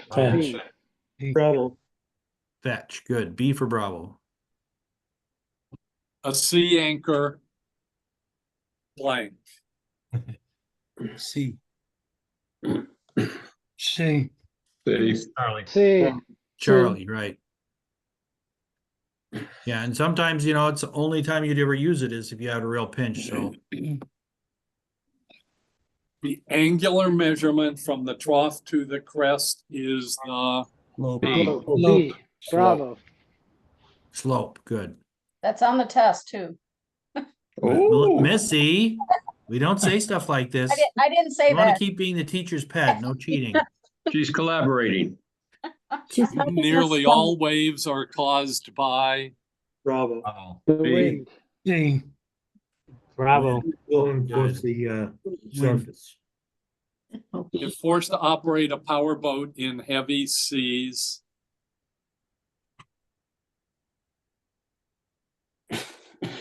You better not say C. E. D. Delta. Yeah. D is in Delta. Yeah, D. A warp is, this must have come out of the book. Use in place And of D. A. A. A. In place of drogue. Yes, off the stern. Good. Good.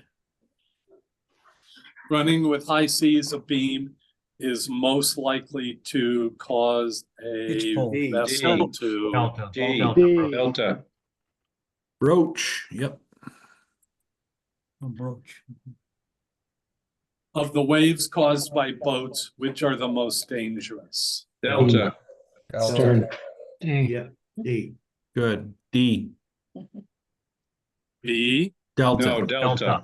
Delta. Delta. Stern wave. When you have too much weight aft, your vessel will tend to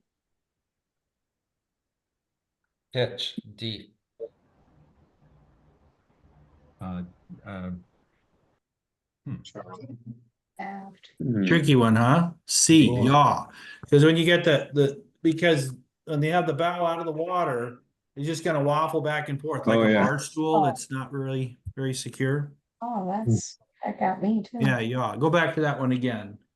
Y'all understand how the bow of the boat is out of the water. Now, when the bow is in the water, it had a keeling effect. The water would go by it like this, and so that would keep that bow in front of you. If you got the bow up out of the water, now you're kind of like riding a motorcycle and a wheelie, you know, you're kind of backwards. The front of the boat is up in the air, and so it's gonna be a little trickier to keep the bow going in the direction you want it to. Does that make sense? It's a trickier one. Yeah. In the book, they call it falling off. Another good way to put it. All right, team, other thoughts, Stafford, before we ask for any questions? No. Anybody have a question before we get into the review questions? Hey, a sea anchor, what, if it's out in front of you, what keeps the tension? What force? So the water, if you're in a stronger current, and as you're going forward, the water is actually underneath you, pulling forward. And you're not the vessel's not going very fast, so that the current is actually stronger than the motion of the vessel. That will keep that sea anchor out in front of the vessel, and that'll help you keep the bow into the wind. Is there a general rule of thumb of how much line or road that you give to the anchor, the sea anchor or the drogue? That's a good question. How much line would you have usually to have that sea anchor the drogue? This is emergency procedure, so it doesn't happen a lot. You want to you want to have enough out that you're in period with the waves. So the answer is whatever the distance of the waves are from crest to crest. You know, if it's 20 feet, you want that. If it's 50 feet, you want that. Yeah, we know from towing for operations that it's 3. So you put out for towing, for when you're towing a vessel, you'll have a lot of line out. And that way, as one boat goes up a wave, the other boat is also going up a wave. Because if you had one going down the wave and the other going up the wave, and then once that changes, it's gonna whiplash it, and you're gonna have the vessel that you're towing fall off and maybe roll over. So I you have a want them question. both going up and down at the same time. So you're gonna have a good amount of line. But again, sea anchors are kind of an emergency thing, and yeah. I have a question about that. Yeah, go ahead. Yeah. Okay. For anchoring, it's 7 to 1. So if you're in 10 feet of water, you put 70 feet of line out. Anchor. Is it something like that for? Well, it's a little different animal, right? Because the distance between the top of the crest of this wave and the top of the crest of that wave, that's one wavelength, right? That's one wavelength. But I'm kind of confused. What? One period. No, it's a wavelength. One wavelength. Period is time. So if that's one period or one wavelength, do you put out 7 times the length for that or not? No. So the anchoring, this is a little different animal. Even though we call it a sea anchor, we're talking about when you have something that you're towing, how far out do you want to have it? Now, the anchoring part has to do with when you're, have the boat and you're securing it, to the sea bottom. The sea anchor, even though it's got the same name, anchor, I can understand the confusion there. What you're trying to do is you're having the distance between 2 crests, which is the wavelength. And in Stafford's case, he was saying 20 feet. You want the top of the drogue to be at the top of this wave when your vessel is at the top of this wave. That way, as it pulls down the next wave, you will be coming down the next wave, so that you more or less move in tandem, because you don't want it doing, back forth. Okay, thank you. So All it right. seemed then that it would be a either one wavelength or a multiple of a wavelength, 2 times the wavelength, for instance. So you'd stay on So whatever the sea anchor is doing, your boat is doing. Is it at the top of the wave? You want the sea anchor at the top of the wave. Is it going down the next wave? You want your boat going down the top of the next wave. So No, these are tricky questions. This is cool stuff, isn't it? Other, Yeah, other I questions? got another question, Go ahead. right? If your boat's in heavy seas, and you have to turn and go a different direction, where is the best place to turn? In the trough or the crest? So Stafford, you talked a little bit about the flat part. So what's the best place to turn when you're trying to make a turn and not be either at the crest? Well, you There's a flat part generally at the crest of a wave. You will see on Lake Michigan, every 10 or 12 waves, there'll be a flat space that you can turn on. Different places are going to have different things. What the slideshow was emphasizing was to pay attention, watch, and do not turn in the bottom of the trough, because you'll just get rolled over, and don't pitch pole down into the bottom of a trough, because you won't recover from that. Good. If you're like, I used to go out Ponce Inlet at Daytona Beach in a trawler, and like every seventh wave, you would see that long, low trough.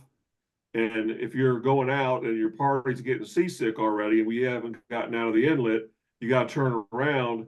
You look for those waves. You count the waves. You look for that one that's going to be low, and then you whip it around real quick and get going back in.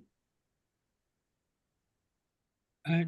Good. Thank you. Thank you. All right. Some people have to get going, so we're gonna cut short a little bit the talking. And so what I'm gonna do here is, and thank you, Diane, and we'll talk more about it in the next class too. So I'm gonna try to do this time is go backwards, if I can figure out how to do this. Don't freeze up screen. Don't fail me now. All right. So this way I'm going from the back of the crew to the front. Number one, and Valerio, if you would unmute yourself, read the question, and then tell me your answer. Valerio? And if you want to pass, you can pass. You there, Valerio? Do you know how to unmute yourself? Hello, Valerio? Val, you there?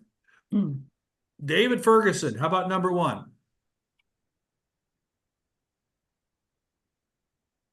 Can you unmute yourself? Go ahead, Dave. Yeah.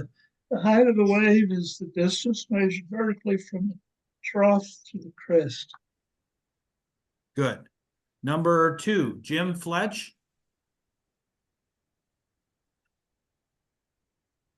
Go ahead, unmute yourself, Jim. Jim Fletch. Yep, I got you. The length of the wave is the distance between crest to crest. Crest to crest, 2 consecutive crests. Excellent. Charles Yost, number three. The time it takes 2 wave crests to pass the same point is known as the period. Good. And these ones I'm expecting you all to do well in the test on because they're pretty straightforward. Michael S., how about four? Number four. I got a pass on that one. No, Serinda Patel. What is a? Can you turn your volume down? Go ahead, turn your volume down a little bit. Or do you have 2 different speakers on? If you got 2 different ones, you're looking at 2 different ones. Have one of them turned down. Try again, Serinda. Just turn the volume down on your thing a little bit.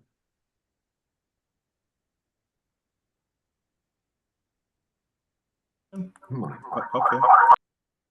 You know what? I'll call on somebody else. Don't worry about Serinda. Karina S. Or Karina. I'm sorry, Karina. Number 4. Saladin. Can you unmute? These people hiding at the bottom of the list, they don't always have their speakers ready to go. How about Dave Knapp, number 4?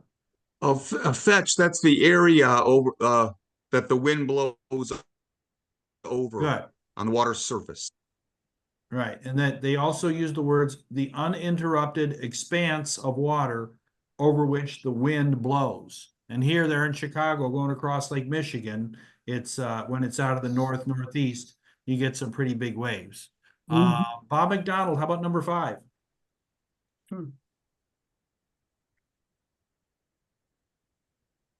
You there, Bob? Anchor. Who, Donald Lynch? McDonald. I'm sorry, Bob McDonald. You there, Bob? Jacob DeRuyter, number 5. I will pass. I'm sitting in the car without book in front of me. No worries. Drive safe. Edward New, number 5. Unmute yourself, Ed. You there, Ed? Yes. The Number 5. I got it. The angular measurement from the trough to the crest of the wave is the slope. Correct. Right. Rolando, number 6.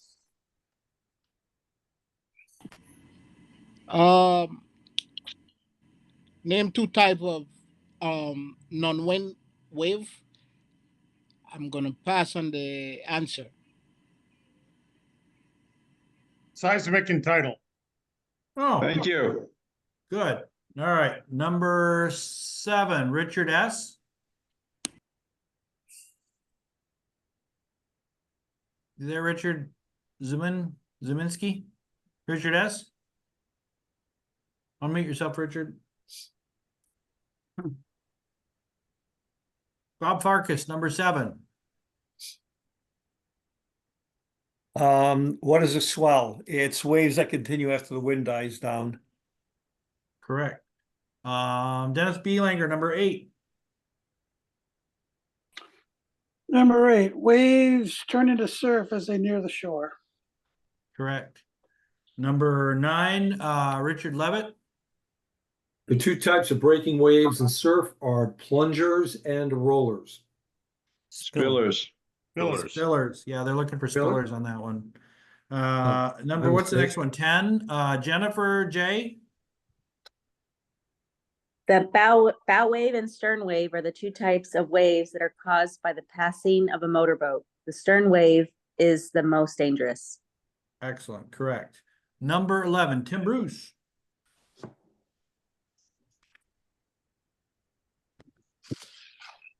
The 3 ways that a dangerous cross-sea can develop is tidal current meeting an opposing wave system, 2 wave systems from different sources that meet, or wind blowing against oncoming waves.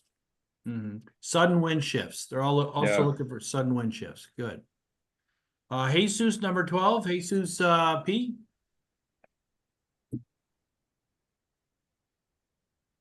Unmute yourself, Jesus. Yeah. The boat with a low freeboard will greatly affected by the strong wind. So did you say low or high freeboard? Low. So if you High. have a higher freeboard, the taller boat the wind hits it harder. Because if you have a less freeboard. Yeah, you're correct. Yeah, that's I had it backwards. Higher. Yeah, higher freeboard. Yeah, I had it backwards. Yeah, with number 13. Would you call that sail area? You could, but for this, we're going to say freeboard because that's kind of what they're looking for later on. But it's like a sail. The wording is you're right there. So a high superstructure. So a high freeboard means a high superstructure. Nick Farraco for number 13. Go ahead and unmute yourself, Nick. Yep. A boat with a deep draft will be greatly affected by a strong current. Good. Excellent. And Ashley, I gave you the hard one. 14, you want to read it off from the workbook, page 6-8 there? Sorry, Sure. Ashley. List some of the elements that the effect of wind and current upon a boat depends. Strength of the wind, strength of the current, length of the boat, superstructure of the boat, freeboard of the boat, draft of the boat. And then I reworded the other ones a little bit. The direction from which the wind or current meets a boat, and wind and current are related to each other. Good. You see how hard Ashley worked on this answer? You guys want to feel comfortable when you're done with this class. You get out of it what you put into it. Good job, Ashley. How about number 15, Manuel A? When running before the sea, it's possible that the boat should be maintained on blank of the waves. I'll pass on that. Richard, John, you want to throw your answer in there, fair? 15? Sure. The backside of the wave. Yeah, good. 16, Alice? What is the purpose of a sea anchor? It's to slow the drift and help control the boat in relation to wave direction. Excellent. 17, Nancy? Okay, list the steps to prepare for rough weather: life preservers, secure all hatches, pump bilges, secure loose gear, emergency gear, nav lights working, check position, plans to alter course. Good, and I throw that one into my Boat America classes because I'll emphasize to the students the time when you're going to be busy, right? It's going to get busy. Before it gets busy, you say, guys, looks like the weather's about to change. Let's put on our life jackets now because I'm going to be too busy to make you do it later on. Good answer, Nancy. Charles, we're number 18. Charles L. What is the pitfall in using a trip line with the sea anchor? Sometimes it can become twisted in the tow line. Exactly. All right, I've got, Bob, there's a couple different Bobs. The one who doesn't have his last name, how about 19? Is your name, if your name is Bob and you don't have your last name in there, I don't even know what your last name, sorry, is. What's your last name, Bob? Bob of no last name? All right, number 19, sir. I'm gonna have to pass on that. Ron Knorr, how about 19? I'm going to pass on that also. Nigel, pressure's on you, brother. 2 passes. Nigel Smith, 19. It's a hard one, of course. Yeah, list some items you can use to make an emergency sea anchor in the absence of a ready-made one. An old bucket, a large basket, deck chairs, ice chest, wooden crate, a wide board, or a swamp dinghy. Yeah, absolutely. Whatever it takes. Excellent. Thank you for doing that. Ramesh, how about 20? What's the purpose of the towing a raft? To slow down the boat? So when you have the line out behind the boat, it will also act as a brake. And it helps you keep the bow of the boat running straight. And it also keeps those waves that are coming up your stern. It'll quiet them a little bit because that line sits in that water, and it kind of, the water will try to push it up, but the weight of the warp will hold it down, the weight of that line. Is there another way to? Could you call that drag? Could you call that drag also? Would you call that drag also, Stafford? Yeah. Yeah, it's friction. It's just friction. Water friction. All right. How about number 21, Wisely? Your first name isn't here, so that's what I'm going to call you, Wisely. Sorry.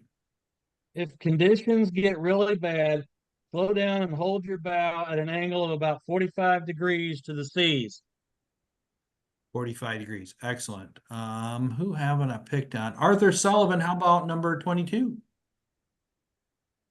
In a head sea, a vessel with too much weight forward will dive rather than rise.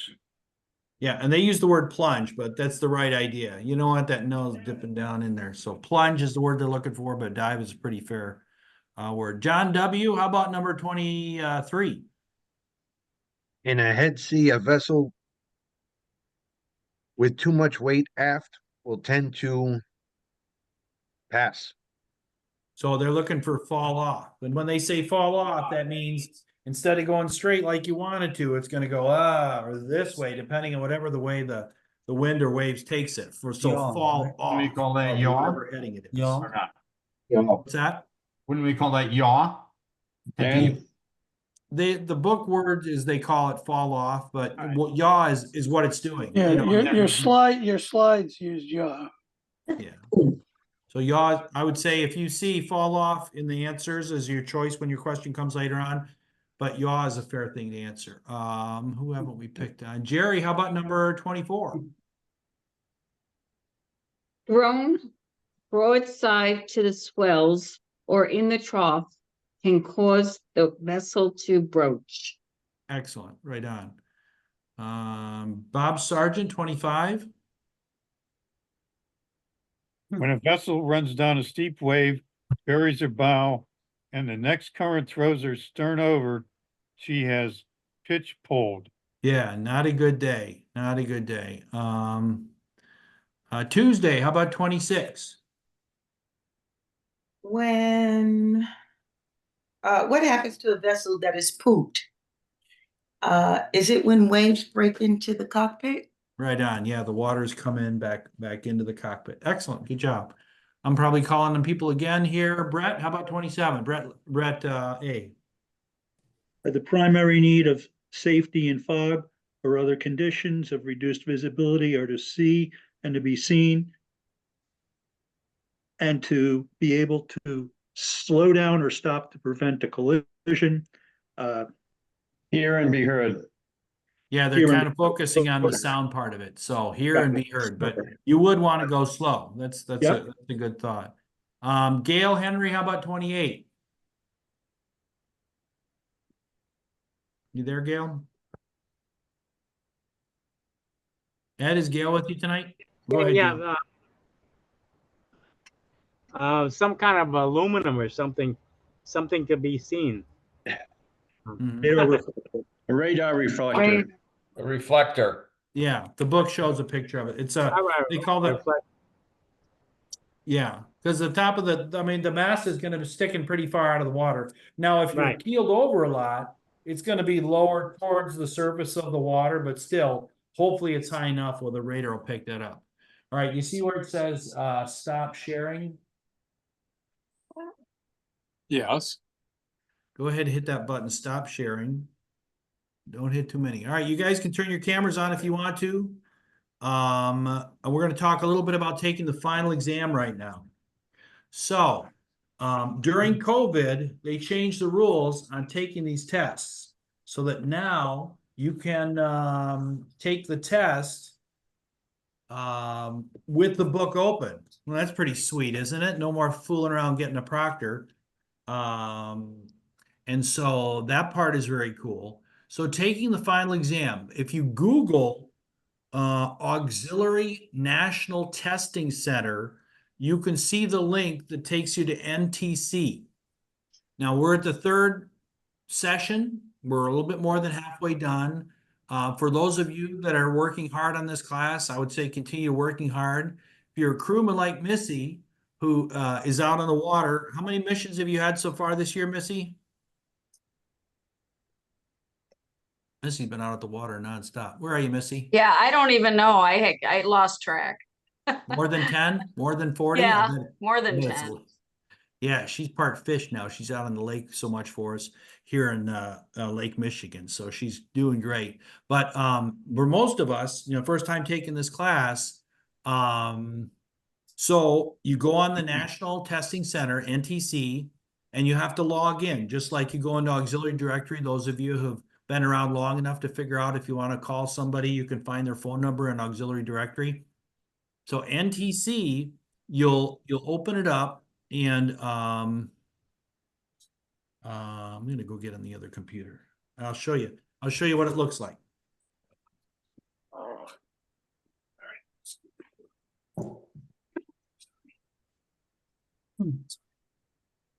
All right, one thing I'm going to do is stop recording.